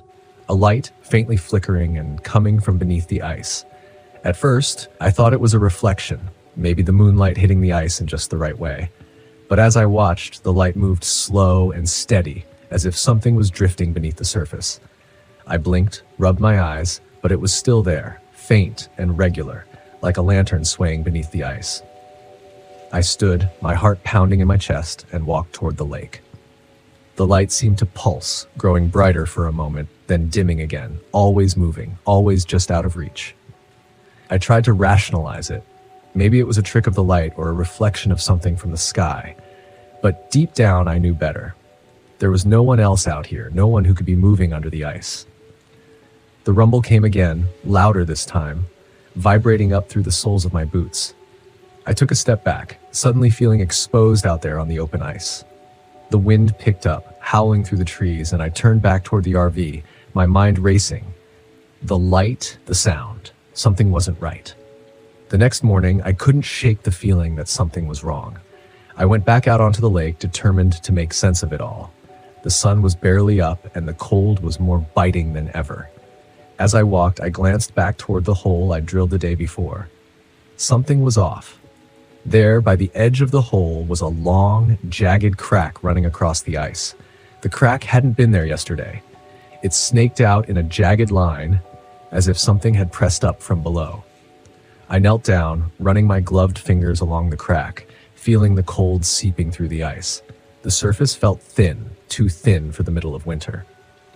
Then I noticed something glinting just beneath the ice. I leaned closer, peering into the crack. At first, it looked like a piece of metal, rusted and sharp, lodged beneath the surface. I reached into the cold water, pulling it free. It was old, jagged, like part of a machine, but there was no reason for it to be here. The nearest road was miles away, and there hadn't been any mining or construction in the area for years. The metal was strange, sharp and smooth, like it had been cut clean.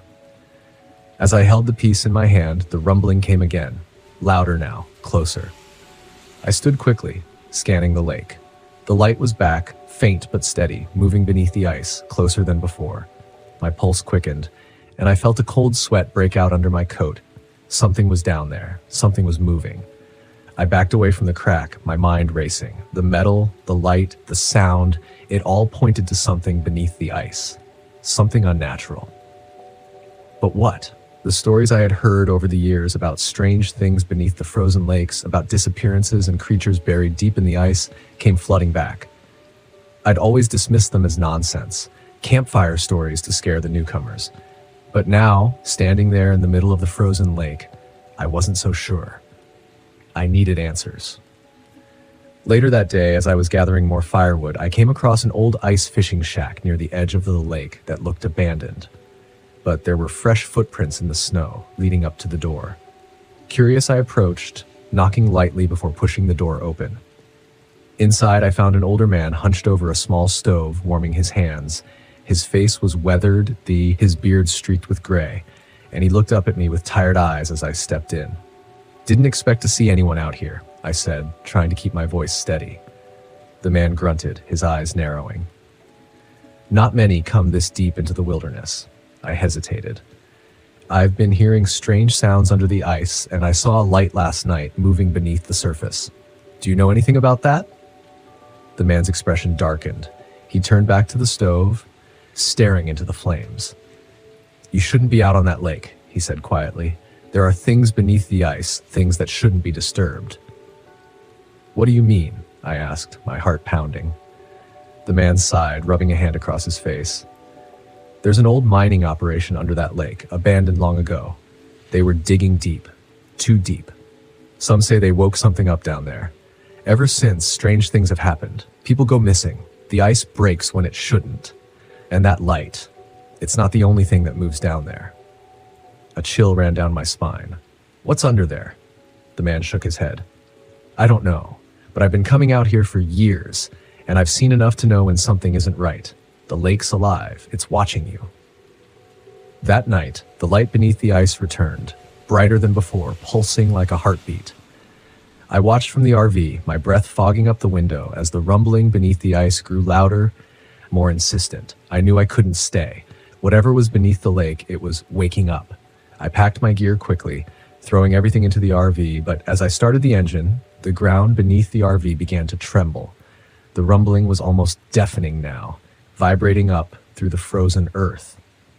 I glanced out toward the lake, and my blood ran cold.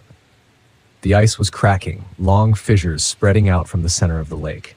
And then, in the distance, the surface of the ice exploded upward, a massive shape breaking through.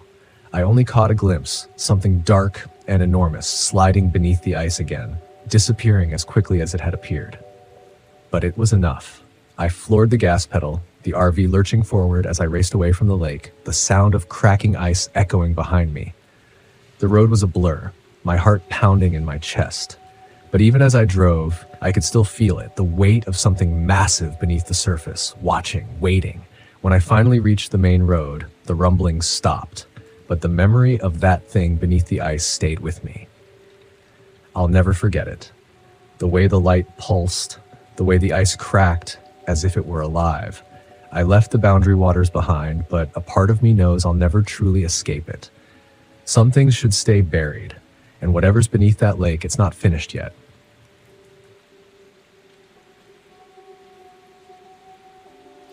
I thought a week alone in the Apache Sitgreaves National Forest would be the perfect way to clear my head after everything that had happened. The divorce, leaving the military, and that nagging feeling I'd wasted years of my life. I figured some isolation would help me reset, so I packed up my RV, grabbed my gear, and drove deep into the heart of the forest. I should have known better when I first pulled into the campsite. I felt that familiar sense of calm I used to get on deployment, a kind of satisfaction that comes with being prepared for whatever the wilderness might throw at me. The Apache Sitgreaves is a vast, rugged place, and this far in, you don't see many other campers. That's why I picked it. No people, no distractions, just the forest, my RV, and my thoughts. I set up camp quickly, parking the RV at the edge of a tree line overlooking a deep ravine. The view was incredible. The trees spread out like a sea of green, with the sun dipping low, casting long shadows over the land. I spent the first day hiking, snapping a few photos of the landscape, and trying to relax. By nightfall, the temperature dropped sharply, but I welcomed the cold. It felt like the world was trying to numb me, erase the pain I'd been carrying since Rachel left. I lit a small fire, sat by it, and let the quiet settle in. That's what I wanted after all, but the silence felt different out here. It wasn't peaceful, it was watchful. The first night passed uneventfully, but something woke me around 3 a.m. I sat bolt upright, listening. There it was again, a sound just outside the RV. It wasn't the usual rustle of wildlife or the distant call of an owl. No, this was different. Slow, deliberate footsteps. At first, I thought maybe another camper had wandered into my area, but when I peered through the window, all I saw was blackness, the dense trees illuminated only by the faint moonlight. I grabbed my flashlight and stepped outside. The cold air hit me immediately, sharp and biting. I swept the beam of light across the campsite, scanning the edges of the trees. The footsteps had stopped. Nothing moved. The fire had long since died out, leaving behind only a few glowing embers. No signs of anyone. I convinced myself it was probably just an animal and went back inside, locking the door behind me. But even as I lay back down, the hairs on the back of my neck stayed up, like I wasn't alone. By the second day, I was already starting to feel the isolation. The weather was turning colder than I'd expected, and to make matters worse, the RV's heater was acting up. It kept cutting out, leaving the inside freezing. At night, I spent hours trying to figure out what was wrong, but it was no use. I'd have to tough it out. I hiked out again that afternoon, looking for some distraction. The forest was beautiful, but in an unforgiving way. The trails were rough, and after a while, I veered off the main path, looking for more secluded spots to explore. I told myself it was for the photography, but really, I just wanted to be somewhere no one could find me. That's when I first saw the carvings. At first, I didn't even notice them. They were subtle, old, just faint marks on the trees. I stopped to take a break and caught sight of one right in front of me. A series of lines etched into the bark, almost like a symbol. I ran my fingers over it, feeling the grooves. It wasn't natural. Someone or something had put it there. As I moved on, I found more of them, scattered and in no particular pattern, but close enough to make me uneasy. They circled the area where I'd set up camp, like some kind of boundary. I shook off the strange feeling gnawing at my gut. This forest was old. People had been here long before me, carving symbols and marks for reasons long forgotten. Nothing to worry about, but I didn't stop worrying. That night, I woke up again. The same time as before, 3 a.m. The footsteps were back, closer this time. The sound was unmistakable, soft but deliberate, like someone walking slowly around the RV, testing the ground with each step. I held my breath, listening. The footsteps circled the RV, paused, then resumed. My heart pounded in my chest. I reached for the flashlight, but hesitated. What if it wasn't a person? What if it was something else? The footsteps stopped. Dead silence. Then I heard the tapping. Soft, rhythmic taps on the windows. My mouth went dry. I couldn't move, couldn't breathe. The taps grew louder, more insistent, coming from all sides of the RV now. I forced myself to get up slowly and crept to the nearest window. My hands shook as I pulled the curtain back just a little. The beam of my flashlight cut through the darkness outside. Nothing. Just the forest and the shadows. But when I looked again, I saw it. A handprint pressed against the glass, smudged and distorted like someone or something had leaned in close. The print was too large to be human. Its fingers were long, unnaturally so, and the palm had an odd warped shape to it. I stumbled back, dropping the flashlight, my heart hammering in my chest. I don't know how long I stood there frozen, but the tapping eventually stopped. The air felt thick, like it was pushing down on me, suffocating me. I stayed awake the rest of the night, gripping my hunting knife, waiting for the footsteps to return. By the third day, I was ready to leave. I packed my gear and decided to head out early. Whatever had been out there the night before, I didn't want to find out. But when I tried to start the RV, the engine wouldn't turn over. I tried again and again, but nothing. Dead. The frustration boiled over into panic. I was stranded. I grabbed my map and decided I'd have to hike out to the nearest ranger station a few miles away. It wasn't ideal, but I couldn't stay here another night, not with whatever was out there. I set off down the trail, moving fast. The cold had seeped into my bones, but I pushed on, hoping to make it before dark. The forest felt different now. Darker, heavier. Every sound seemed amplified. Every shadow hiding something just out of sight, and the feeling of being watched, it never went away. About halfway to the station, I heard it again, footsteps that weren't my own. I stopped, listening. My hand rested on the knife at my side. Then I heard a voice. It came from behind me, soft and distant. Liam. I froze, my blood ran cold. Liam, help me. The voice was familiar, too familiar. It was Rachel's voice, my ex-wife, but she wasn't here. She couldn't be here. I turned slowly, scanning the trees. Nothing.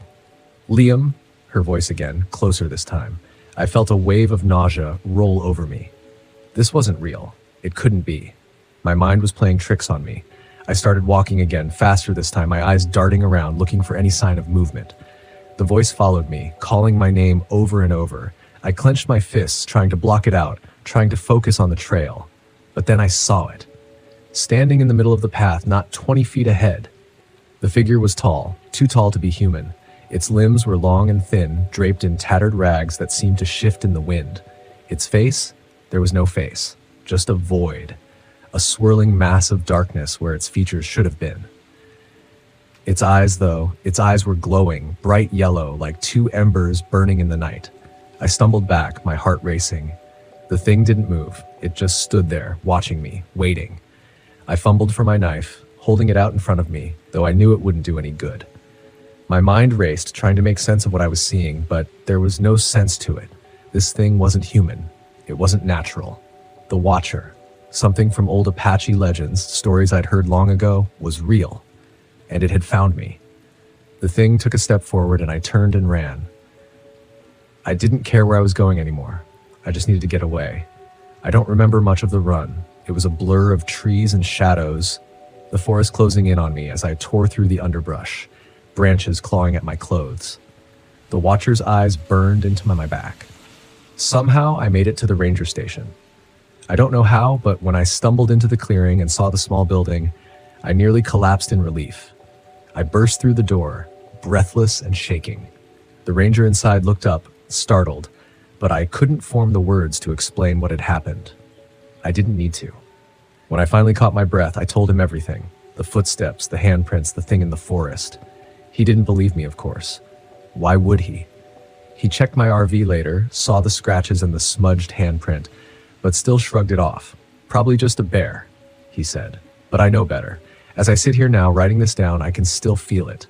The watcher's eyes on me. It's waiting, watching, and it'll follow me no matter where I go.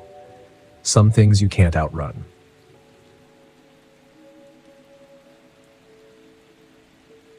The fog was thicker than I'd expected. I pulled my RV into a secluded clearing in Pisgah National Forest and stepped out into the damp air, the smell of wet earth heavy in my nose. Everything was muffled as if the forest was holding its breath. The trees were shrouded in mist, their trunks fading into the gloom, and the trail I'd heard so much about was hidden somewhere out there, waiting for me. I'd come here to find something unique. My vlog had been stagnating, and I needed a fresh angle. A fellow hiker had mentioned an unmarked trail, a path that didn't appear on any maps. One locals swore disappeared and reappeared as if it had a life of its own. Perfect. If I could document it, film the mystery, my audience would eat it up. I grabbed my camera, set it up, and filmed a quick introduction. Hey, everyone, it's Nate here, and I'm in the middle of the misty Pisgah National Forest about to track down the infamous Vanishing Trail. Legend says this path comes and goes, and people who wander too far down it don't come back. Let's see if that's true. I packed up my gear and set off into the fog. The forest was silent, the only sound my boots crunching on damp leaves. I had a GPS in my pocket just in case, but I didn't plan to use it unless things got really bad. I wanted to go off the grid, find this mysterious trail, and see if there was anything to the rumors. I'd always been a skeptic. Ghost stories and folklore are fun to tell around a campfire, but not much else. As I walked, the fog thickened, swallowing the trees. It clung to my skin, cold and heavy. It wasn't long before I found the first strange marker. A stone slab jutting from the ground, its surface covered in spiraling symbols that didn't look like any language I knew. I filmed it, talking into the camera as I described the find. This looks like something from an old burial ground, but there's no mention of this on any maps. Really makes you wonder what else is out here, hidden beneath the fog. I kept moving. The trees closed in tighter, and the trail became fainter, more overgrown. Soon, it was little more than a game trail, barely wide enough to follow. I pushed forward, keeping the camera rolling, but after another hour of hiking, the trail simply disappeared. One moment there had been a clear path, now it was gone, swallowed by the forest. I checked my GPS, but the signal flickered weakly. The screen showed I was in the middle of nowhere. No path, no landmarks, just a blank screen with a blinking dot. Me, alone, in the fog. Okay, I muttered. You've dealt with worse. I turned back the way I'd come, but the forest looked different now. The trees seemed closer together, the undergrowth denser. The fog was disorienting, and I had to rely on instinct to retrace my steps. The GPS was useless. I kept walking, scanning the ground for signs of the trail, but there was nothing. I was starting to feel uneasy. That's when I heard it. Footsteps. Not mine. I froze. The sound came from deeper in the forest, slow, deliberate footsteps crunching on the leaves. I turned, scanning the fog, but there was nothing, just the swirling mist. Then, out of the gloom, a figure emerged. An older man, his clothes tattered and damp, his eyes wide and vacant. "Hey," I called, my voice echoing through the stillness. "You lost too?" The man looked at me for a moment, then shuffled forward. He seemed off. His clothes were torn, his face pale, and there was a distant look in his eyes, like he wasn't entirely there. "I've been walking for days," he said, his voice hoarse. "The trail, it keeps changing." "Are you okay?" I asked, stepping toward him. He shook his head. "No one's okay out here." I frowned, feeling a cold knot of fear tighten in my stomach. "What do you mean?" "The trail. It moves. I've seen it, watched it disappear and reappear. It's not just a path, it's the forest. It doesn't want us to leave." I stared at him, my mind racing. This guy was either delirious or onto something. Either way, I didn't like the way he was talking. "Look, I have a GPS," I said, pulling it out. "We can find our way back." The man glanced at the GPS, then back at me. "It won't help. The forest is messing with it." I didn't believe him. I couldn't. I was a rational guy, and this was just a forest. I'd get us back to my RV, get this guy some help, and be done with it. But as we walked, things got stranger. The mist thickened, wrapping around the trees like a living thing. The forest seemed to shift with every step. What had been an open path a moment ago would be choked with brambles. When I looked back, trees seemed to loom closer, twisting into unfamiliar shapes. The man, whose name I learned was Eli, grew more agitated with every passing minute. "It's watching us," he muttered. "It knows we're here." "Who's watching?" I asked, growing impatient. "The forest," he said, his voice barely a whisper. "It's alive, and it's been here long before we were." I ignored him, focusing on the GPS, but even that was failing me. The screen flickered, the signal cutting in and out. At one point, it showed me standing on a clear path, but when I looked up, there was nothing but trees. Thick, twisted trees that looked like they had grown there for centuries. We kept walking, the fog growing thicker, pressing in on us. The air felt heavy, almost suffocating, and the whispers started. Faint at first, like the wind through the leaves, but then more distinct voices calling out from the mist. "Nate." I froze, my heart hammering in my chest. "Did you hear that?" I asked Eli. He nodded, his eyes wide. "It's calling us. The forest." I tried to shake it off, tell myself it was just the wind, but deep down I knew that wasn't true. The voice had spoken my name. We came across a backpack tangled in the branches of a tree, high above our heads. It was old, covered in dirt and torn, but when I climbed up to retrieve it, I found fresh supplies inside, water, food, like someone had packed it yesterday. I felt a chill run down my spine. How had it gotten there? Eli was growing more paranoid, his eyes darting around like he expected the trees to come alive at any moment. "We need to leave," he kept saying, "before it's too late." We pushed forward, but no matter which direction we went, we ended up back where we started. The fog seemed to pulse with an unnatural energy. The whispers grew louder. Then, without warning, Eli was gone. I turned around and he was just gone. The forest had swallowed him whole without a sound. I called out his name, but there was no response, only the dense mist pressing in on me. Panic set in. I was alone, lost in a forest that didn't want me to leave. The GPS was useless and my camera was flickering, showing distorted footage of things I hadn't seen, shadows moving in the trees, figures lurking just out of sight. I started running, my breath coming in sharp gasps. The trees twisted and shifted around me. The fog was so thick I couldn't see more than a few feet ahead. Every time I thought I'd found a way out, the forest closed in, trapping me in a maze of branches and brambles.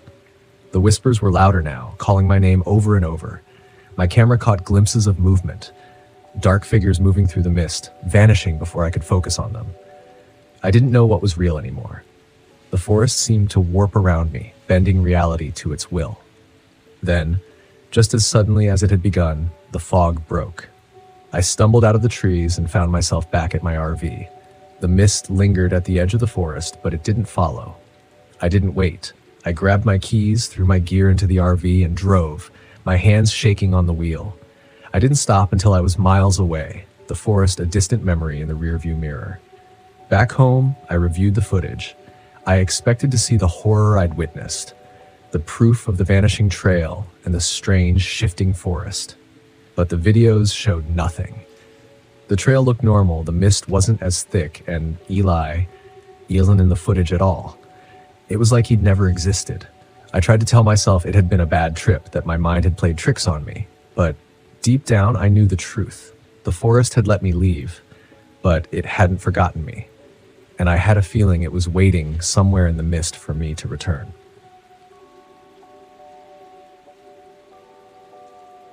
I came to Red River Gorge to find peace, or at least that's what I told myself. When you've lost everything, when your life's fallen apart, nature feels like the only refuge. The solitude, the silence, they're supposed to help you clear your mind, right? But if I'd known what waited for me in those woods, I might have stayed home. I parked my old Jeep at the trailhead, strapped on my pack, and set off. The first day was perfect. The crisp autumn air had the faint smell of wet leaves, and the colors, God, the colors were dazzling. I'm a photographer by trade now, trying to make a name for myself since leaving teaching.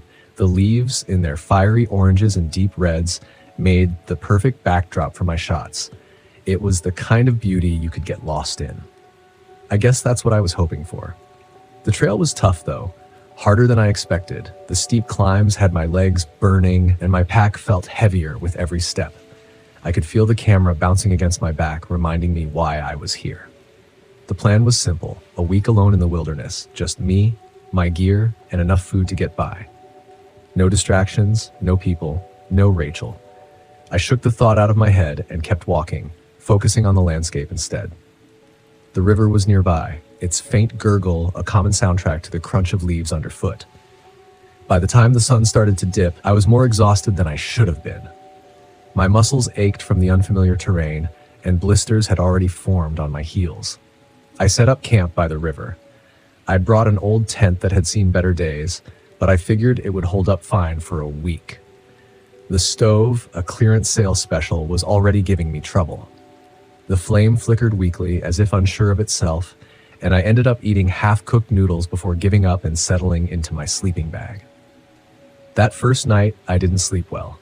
At first, it was just the usual branches rustling, the wind whispering through the leaves, but around midnight, I heard something strange.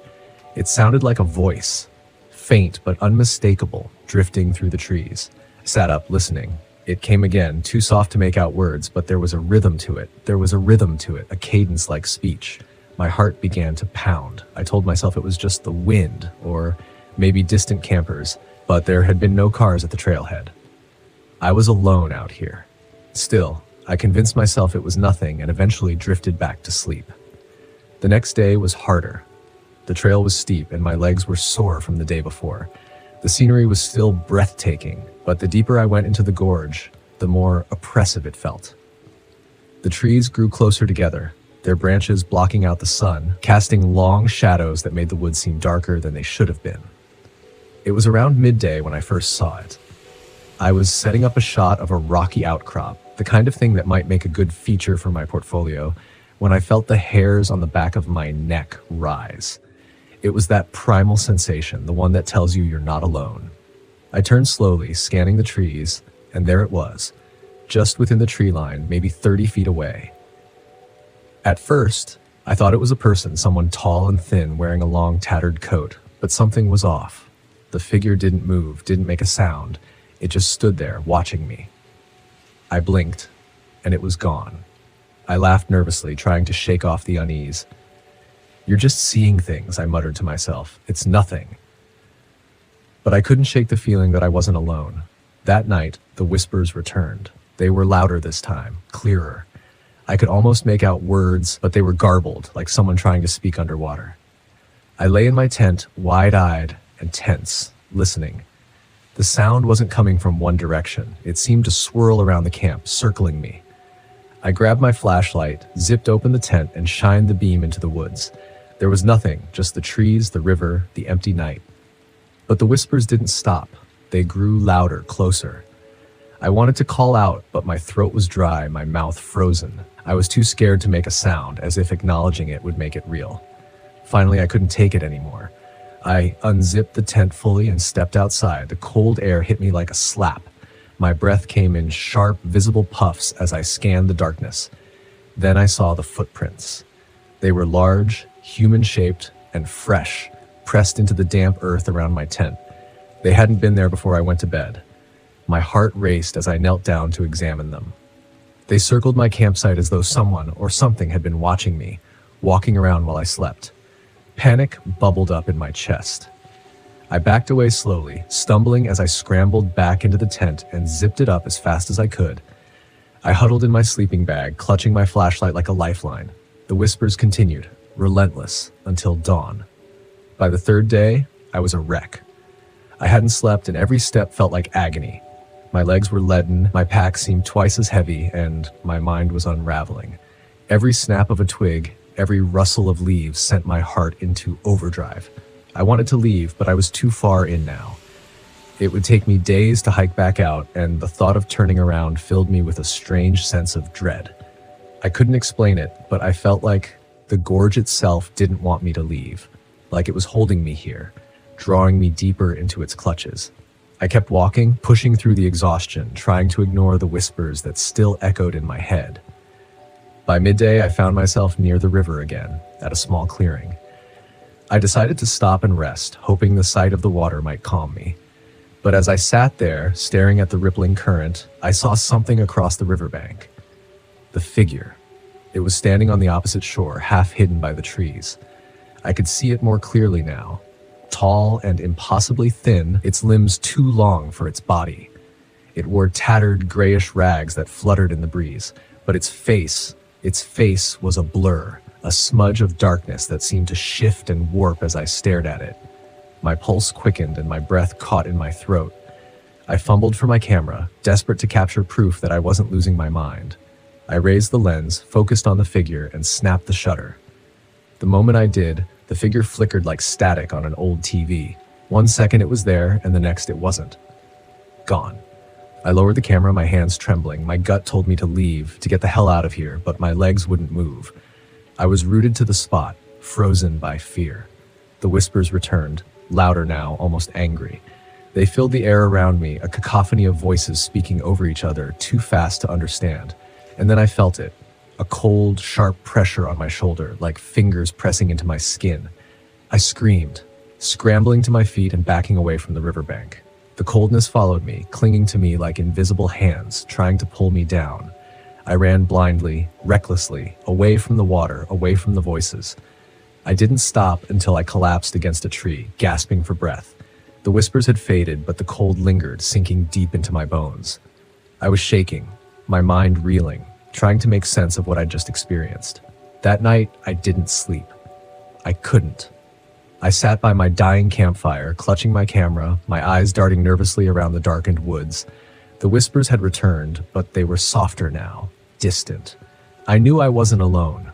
The figure, the wraith, as I'd come to call it, was out there, watching me, waiting for me. I tried to rationalize it, but there was no denying the truth anymore. This wasn't just my imagination. This wasn't a trick of the light or the wind playing games with my mind. There was something in these woods, something ancient, something angry. On the 5th day, I decided to leave. I packed up my gear as quickly as I could, my hands shaking with nervous energy. I didn't care how long it took. I had to get out of this place. But the gorge had other plans. As I made my way back toward the trailhead, the path seemed to shift beneath my feet. No matter how hard I tried, I couldn't find the way out. Every turn brought me back to the same spot, the same trees, the same stretch of river. It was like the forest was folding in on itself, trapping me in a maze of endless woods. And then I saw it again. The wraith. It stood in the distance, half hidden by the shadows, but I could feel its eyes on me, watching, waiting. I raised my camera again, my only weapon, and snapped the shutter. The wraith flickered, its form distorting, but it didn't disappear. It moved toward me, slow and deliberate, its tattered clothes trailing behind it like smoke. The whispers grew louder, the air around me colder, thicker. My breath came in ragged gasps as I stumbled backward, my heart racing in my chest. The wraith didn't stop. It came closer and closer until it stood just feet away from me. I couldn't move. I couldn't breathe. Its face, a swirling mass of darkness, hovered inches from mine. And then, in a voice that was both a whisper and a scream, it spoke. "You can't leave." When I woke up, I was lying on the riverbank, soaked to the bone. The wraith was gone, but the memory of its voice lingered in my mind, an echo that refused to fade. I don't know how I made it back to the trailhead. I don't remember the walk, the drive, or even packing up my gear. But I know one thing for certain. I'll never go back to Red River Gorge. Some places weren't meant to be explored.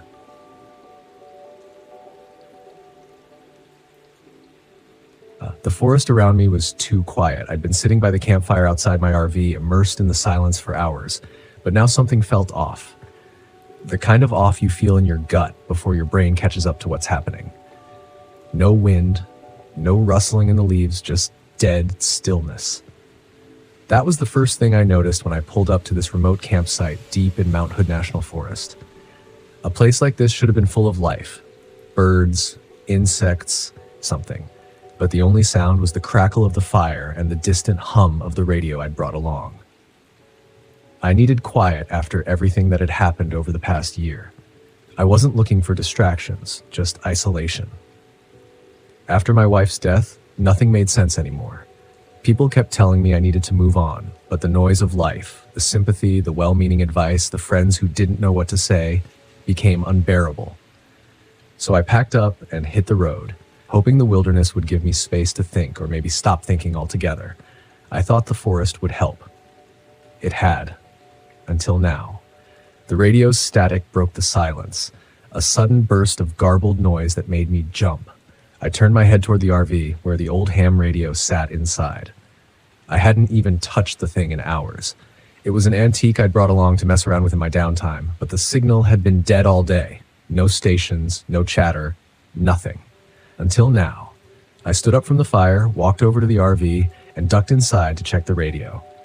The static was louder, more insistent, like it was trying to form words but couldn't quite get there. I twisted the dials, searching for a clearer signal, but all I got was more white noise. Then, through the crackling, I heard it. A voice, faint and garbled, speaking numbers. 1, 3, 7, 8, 9. The numbers repeated over and over, mechanical and cold, like a voice from an old number station. It didn't make sense. I was miles from anywhere, and this was supposed to be a dead zone. No signal, no interference. The voice paused for a moment, then the numbers started again. 1, 3, 7. It sent a chill through me, but I told myself it was just some rogue signal bouncing the atmosphere. Maybe a military transmission. There were logical explanations for this kind of thing. I was sure of it. But the way the numbers repeated over and over felt wrong, like the message wasn't for just anyone. It was for me. I shut the radio off. My fingers were trembling slightly. I wasn't here for this. I needed quiet, not some weird radio signal rattling around in my head. The next day, I tried to forget about the radio. I spent the morning hiking through the woods. The towering pines loomed overhead like silent giants. The air was cool and damp, the sky just a sliver of gray through the dense canopy. But something gnawed at me, a faint buzzing at the back of my mind. No birds, no animals, just silence. When I returned to the campsite, the radio was on again, static blaring from the speakers. I hadn't touched it. I stepped inside the RV, staring at the radio like it might come to life. The static was louder now, more intense. I could feel it in my bones, like the vibration from a low hum in the ground. And beneath the static, the numbers were back. 1, 3, 7, 8. I slammed my hand down on the off switch, killing the sound. My pulse was racing, my mind scrambling for an explanation. It had to be a glitch, something with the wiring, maybe a stray electrical signal. I'd worked with enough technology over the years to know that things sometimes did strange things when you weren't looking. But the numbers, the way they were so clear, so deliberate, I shook it off and stepped back outside, trying to push the growing unease away.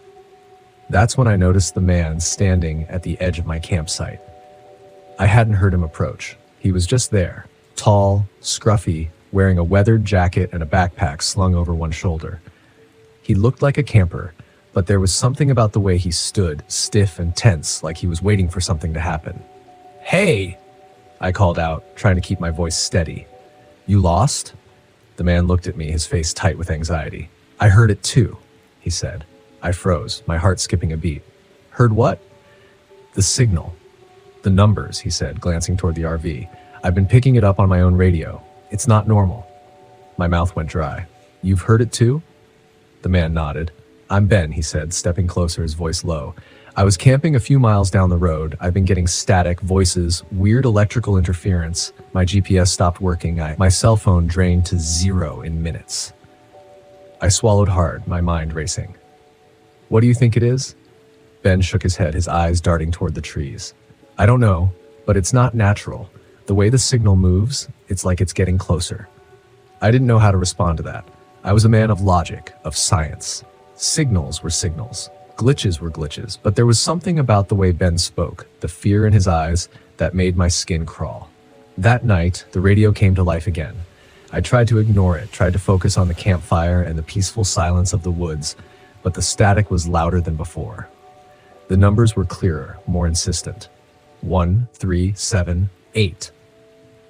Ben was sitting across from me, his hands wrapped around a cup of coffee. His eyes constantly scanned the dark forest around us. He hadn't relaxed since he showed up, and I couldn't blame him. There was something wrong here, something I couldn't explain. You think it's some kind of broadcast? I asked, more to fill the silence than anything. Ben shook his head. I don't think it's a broadcast at all. What do you mean? He hesitated, then leaned closer, lowering his voice. I think it's a warning or a signal from something out there. I stared at him, trying to process what he was saying. A warning from what? Before I could ask, the static on the radio cut out for a moment. There was only silence, the kind of silence that presses down on you that makes your skin prickle with anticipation. Then a sound, a soft rhythmic clicking like something metallic tapping against wood. I grabbed my flashlight and pointed it toward the trees, but the beam only revealed darkness. The clicking grew louder, echoing through the forest. And then, through the radio, a voice crackled to life. We see you. My blood ran cold. Ben's eyes widened, his face pale. What the hell was that? I whispered, my voice barely audible over the pounding of my heart. The voice repeated, distorted and mechanical, we see you. I stood up, the flashlight shaking in my hand. The clicking sound was closer now, coming from all around us, moving through the trees. The forest seemed to pulse with energy, the air growing thick and heavy, like the atmosphere itself was alive. I think we should leave, Ben said, his voice tight with fear. For once, I agreed. The next morning, I found Ben's tent abandoned. His gear was scattered around the clearing, but there was no sign of him, no footprints, no note. Just the cold, empty forest and the low hum of static that had settled into the air like a living thing. I tried to follow his tracks, but they vanished in the thick underbrush. It was like he'd walked into the trees and disappeared. The GPS on my phone was useless, spinning me in circles. The battery drained faster than I'd ever seen. The static in my ears grew louder the further I went, like the signal was inside my head, vibrating through my skull. The numbers were back too, repeating over and over, etched into my mind. 137.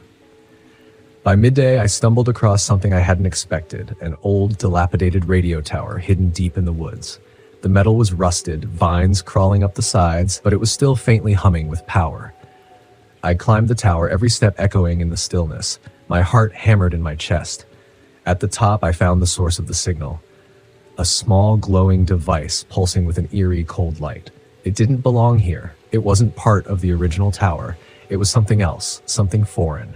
I reached out and touched it, and the static in my head exploded. The numbers, the clicking, the voices, it all crashed into me at once, an unbearable cacophony of sound. I stumbled back, nearly falling off the tower as the forest seemed to come alive around me. The lights returned, flickering in the trees, cold and mechanical. The clicking grew louder, more frantic, like something was chasing me. I ran. I don't remember how I made it back to the RV, but the lights followed me. The clicking never far behind. But I managed to get inside and slam the door shut. My hands were shaking as I started the engine. The device still clutched in my hand. As I drove away, the static began to fade, but the numbers never left me. They echoed in my mind, a constant whisper, even as the forest disappeared in the rearview mirror. It's been days now, and I'm still hearing them. 137. I can't get them out of my head. And I can't shake the feeling that whatever was out there, whatever sent that signal, knows where I am. And it's not done with me yet. I bought the trailer last spring secondhand from a guy who was moving to Florida. It wasn't fancy, but it was enough. That trailer was supposed to be my sanctuary. After the stress of the divorce and losing my job, I needed a break from everything. The thought of spending a few nights by myself parked somewhere quiet, far from the chaos of my life, sounded like exactly what I needed. So, I headed to a place that had been calling to me ever since I'd heard about it, Lake Lanier. People talked about the lake in hushed tones around the campfire when I was younger. Some said it was cursed. Others claimed that entire towns had been drowned when they flooded the valley to create the lake in the 50s, cemeteries included. The dead, they said, were still down there, restless under the water. I never paid much attention to the stories. Superstitious nonsense, I thought. But after everything I'd been through lately, the idea of driving to the lake and parking my trailer on a secluded shore was more appealing than ever. A fresh start, even if just for a few days. I found a spot at the edge of a small, isolated cove, far from any of the designated campgrounds or busy boat ramps, just the quiet lap of water against the shore and the trees standing tall and silent. It was perfect, peaceful, exactly what I was looking for. I parked the trailer and set up camp, watching as the late afternoon sun shimmered on the surface of the lake. That first evening, I cracked open a beer and settled into my lawn chair facing the water. The silence was deep and soothing, almost too quiet. I could barely hear the usual sounds of the forest, the rustling of leaves, birds singing, frogs croaking, just the faintest trickle of the water lapping against the shore. At first, it was comforting. It felt like I was the only person left in the world. But then as dusk fell, the air started to feel heavy, as if something unseen had slipped into the space around me. I ignored it. Just nerves, I thought. I was stressed, burned out, and needed to relax. But even as the sun slipped below the horizon and the lake turned dark and still, I couldn't shake the feeling that I was being watched. That night, the first night, I heard the sound, a soft splash, like someone wading through the shallows right outside my trailer. It was nearly midnight and the fire had long since died out. I was tucked inside the trailer, half asleep, when I heard it again.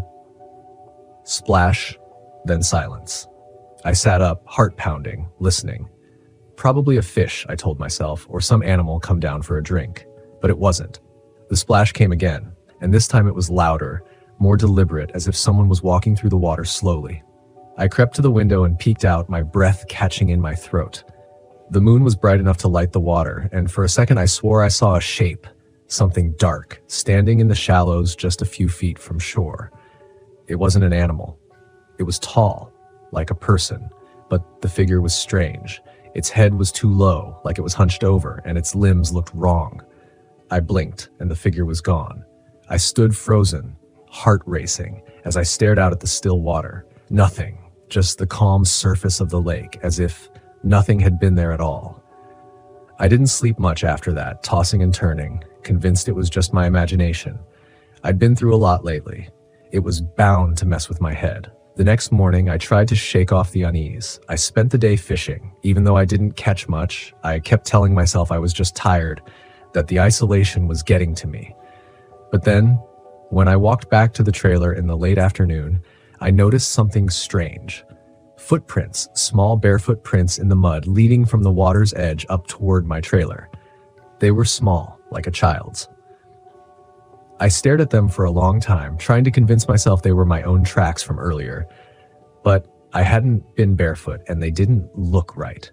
They crisscrossed each other, as if someone had wandered back and forth around and around before disappearing into the trees. I crouched down, running my fingers over the prints, a chill creeping up my spine. There was no one else out here. No one but me. I looked up at the lake, at the still, murky water. It seemed darker than before, as if the light couldn't quite reach beneath the surface. I told myself it was nothing, a trick of the light. Maybe an animal had left the prints, or maybe someone else had camped here before I arrived. But deep down, I knew something was wrong. That night, the footsteps returned. I had just turned off the lights and settled into bed when I heard it, the soft, wet squelch of footsteps moving slowly around the trailer. My heart began to race. I grabbed the flashlight and the small hunting knife I had brought with me, inching toward the door. The footsteps stopped just outside. I flicked on the light and threw open the door, shining the beam of the flashlight out into the night. Nothing, just the trees, the water, and the faint rustle of wind. But I knew I'd heard it. I wasn't imagining things. I'd heard footsteps circling the trailer, bare footsteps like someone creeping through the mud. I locked the door and stayed up for hours listening, but there was nothing else that night, just silence. By the next morning, my nerves were shot. I drove into town to grab supplies and shake off the tension.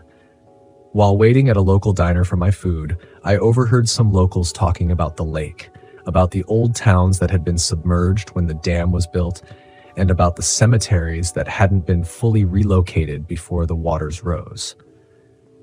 "The dead don't rest easy out there," one of the older men said, his voice low.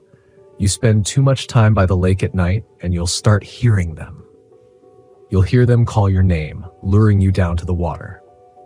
I felt the cold sweat trickle down my back. I didn't believe in ghosts or spirits, never had. But the way the man spoke, as if he'd seen something, felt something, unnerved me. I left the diner and drove back to the lake, more on edge than before. That evening, as the sun dipped below the horizon, the dread returned. It was stronger now, more insistent, like something in the air had shifted. I sat by the fire, staring at the lake, trying to convince myself it was all in my head. But I couldn't shake the feeling that I wasn't alone. The water, dark and still, seemed to be hiding something beneath its surface. And then I heard it. A voice, faint, almost indistinguishable from the breeze, but there, whispering my name. Rick. I froze, my heart hammering in my chest. I stared out at the water, the fire crackling behind me, and the voice came again, soft and distant. Rick. It wasn't just the wind, it was real. I stood up, backing away from the shore, my pulse racing. I grabbed the flashlight and shined it toward the water, my hands trembling. That's when I saw them. Figures, dark, pale shapes just below the surface of the water. They were small, human-shaped, but their faces were twisted and distorted like they were drowning but frozen in place. The water around them rippled slightly, as if they were trying to reach for me, but they stayed submerged, watching. I stumbled back, nearly dropping the flashlight. My breath came in ragged gasps as I stared at the figures, my mind racing. This couldn't be real. It wasn't possible. I was losing it. I had to be. I turned and bolted back to the trailer, locking the door behind me. My hands were shaking so badly I could barely hold the knife I'd grabbed. The footsteps came again that night, louder, more insistent, and the voice kept calling my name. By morning, I had made up my mind. I was leaving. I didn't care how irrational it seemed or how crazy the story would sound when I got back home. I wasn't staying another night by that cursed lake. I packed up the trailer and tried to start the truck, dead. The battery was completely drained, even though I hadn't left anything running overnight. My hands shook as I tried again, but the engine wouldn't even turn over. It was as if the life had been sucked out of the vehicle. I was trapped. Panic surged through me as I tried to think. I could hike back to town, but it would take hours, and the thought of leaving the trailer and whatever safety it offered seemed like a death sentence. The water called to me, louder now. The whispers coming more frequently. They wanted me in the lake. I grabbed a set of tools from the back of the trailer, hoping to get the engine working again. As I worked, I felt eyes on me. I could sense them, the figures standing just at the water's edge, waiting. The temperature dropped, the air growing thick and cold as I frantically tried to get the battery to respond. Finally, after what felt like hours, the engine roared to life. I didn't waste a second. I jumped into the truck, threw it into gear, and peeled out of the campsite, the trailer jerking behind me. As I drove away, I glanced into the rearview mirror. They were there, standing at the edge of the lake, their pale, distorted faces watching me as I sped off into the night. I never went back to Lake Lanier. I haven't told anyone about what I saw or what happened, but even now, months later, when I lie awake at night in my own bed, far from the lake, I can still hear it, the faint sound of whispers, calling my name. The darkness of the Wa National Forest stretched before me like an endless abyss. The trees, as ancient as the land itself, rose tall and imposing, blocking any light that might escape from the stars. This was the kind of place I used to love. Complete isolation, pure, untouched nature. I was there to study the behavior of some rare owl species and take a few nighttime photographs. At least that was the plan. At first, everything was as expected. I'd parked my trailer in a remote part of the forest, far from tourist trails and campgrounds. The silence that surrounded the area was reassuring. I was used to this kind of environment and loved the challenge of being completely alone, immersed in nature. But that night, the silence felt different, thick, heavy. I finished setting up camp and prepared for a night of observation. The wind blew gently, and the leaves made that soft, soothing sound that always accompanied the beginning of a night in the forest. For some reason, though, I felt a slight sense of unease, as if something was watching me. I ignored it. I knew solitude could play tricks on the mind. I had always been a skeptic. I wasn't the type to fall for superstitions or local legends. I went into the trailer to adjust my equipment. I wanted to set up the cameras and recorders to capture sounds and images of the animals that, with luck, would appear around me. But the first sign that something was wrong came then. My cameras started malfunctioning. The display kept flickering and the images came out distorted, as if something was interfering with the sensors. I looked at the cameras, confused.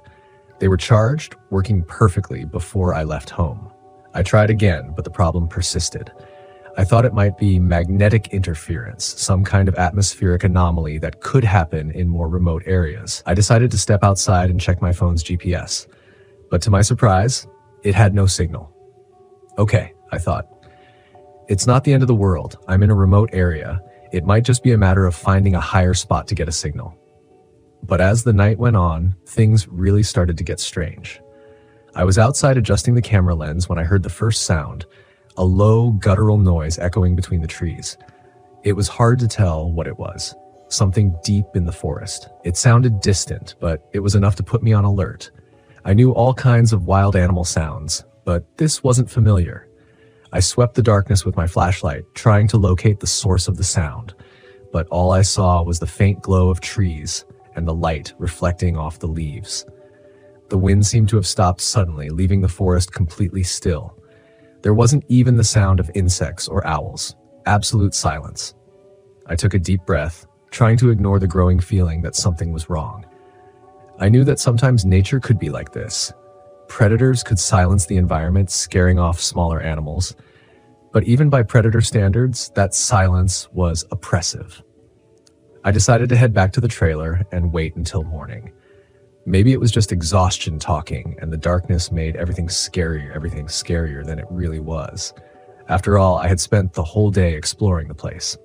I laid down on my bunk, trying to relax, but the feeling of being watched clung to me like a shadow. I couldn't shake it. Then I heard the sounds again. Footsteps. I knew the sound of animal footsteps well, but these were different, heavy, long, with a deliberate drag. I got up slowly, my senses on high alert. I grabbed my flashlight and pointed it toward the door. Something was moving outside. With my heart racing, I carefully opened the trailer door, and the flashlight illuminated the ground around me. Claw marks. The ground was scratched as if something large had passed through. I stood still for a moment, trying to rationalize what I was seeing. It could have been a bear or a wolf, but the marks were deep, as if made by something strong enough to tear the bark off a tree with a single swipe. A slight pressure began building in my chest. I wasn't easily scared, but what was happening here was strange. Very strange. The next day, I drove to the nearest town. I needed fuel for the generator, and I also wanted to ask a local if they had seen any signs of bears or wolves in that part of the forest. I walked into a small grocery store and casually mentioned to the owner, an elderly man, about the marks and the strange silence from the night before. He suddenly grew serious. His dark eyes stared at me, and he said in a grave voice, "That's not a bear, son. That's the shadow of the Black Forest." Confused, I asked what he meant by that, and with a worried expression, he told the story of an ancient entity that wandered the forest on nights with a new moon. They say it feeds on travelers' fear, plays with them until it drags them into the darkness. No one who meets it comes back the same. He spoke of the shadow as something that couldn't be defeated, only avoided. I smiled a little, unnerved, thanked him, and returned to the trailer. Small-town superstitions, I thought. Maybe he just wanted to scare me, or perhaps he was exaggerating local legends. But deep down, something inside me felt uneasy. I decided to stay alert, but still rational. That night, the tension grew. The malfunctions with my equipment continued. The trailer's lights began flickering. The generator kept failing, and then I saw them. Shadows moving between the trees. Fast, but impossible to make out clearly. Something was out there. I stood up and walked to the window. Flashlight pointed into the darkness, and that's when I saw it for the first time. The shadow. It was a tall, misshapen figure, almost humanoid, but its arms were long and grotesque, and its eyes glowed with a pale yellow light. It stood about 30 yards away, motionless between the trees. I felt my blood turn to ice. It was completely still, watching me. The silence returned, heavier than ever. I froze, unable to move for a few seconds. When I blinked, it was gone. My rational mind began to crumble. This couldn't be real. I must have been tired. My mind was probably creating these things. But at the same time, my body knew something dangerous was out there, something I couldn't explain. The following hours were a blur of frustrated attempts to fix the situation. I tried restarting the trailer, adjusting the systems, but everything failed. The light flickered and went out. The wind, which had been still earlier, began to blow fiercely, but instead of easing the tension, the wind carried whispers, distant voices, as if the forest itself were trying to tell me something. But I couldn't understand. The shadow appeared again, this time closer, its eyes watching me from the edge of the flashlight's beam. It was getting closer, slowly, playing with me. Panic rose in my throat. It was surrounding me, feeding off my fear, just as the old man at the store had said. I tried to leave. I started the trailer's engine, but it died almost instantly. I had no choice but to face this thing. I grabbed an improvised torch and stepped outside, my hands trembling. I had no idea what to do, but I knew I had to try something. The shadow moved again, floating between the trees. My eyes couldn't focus on it for long, but I knew it was getting closer.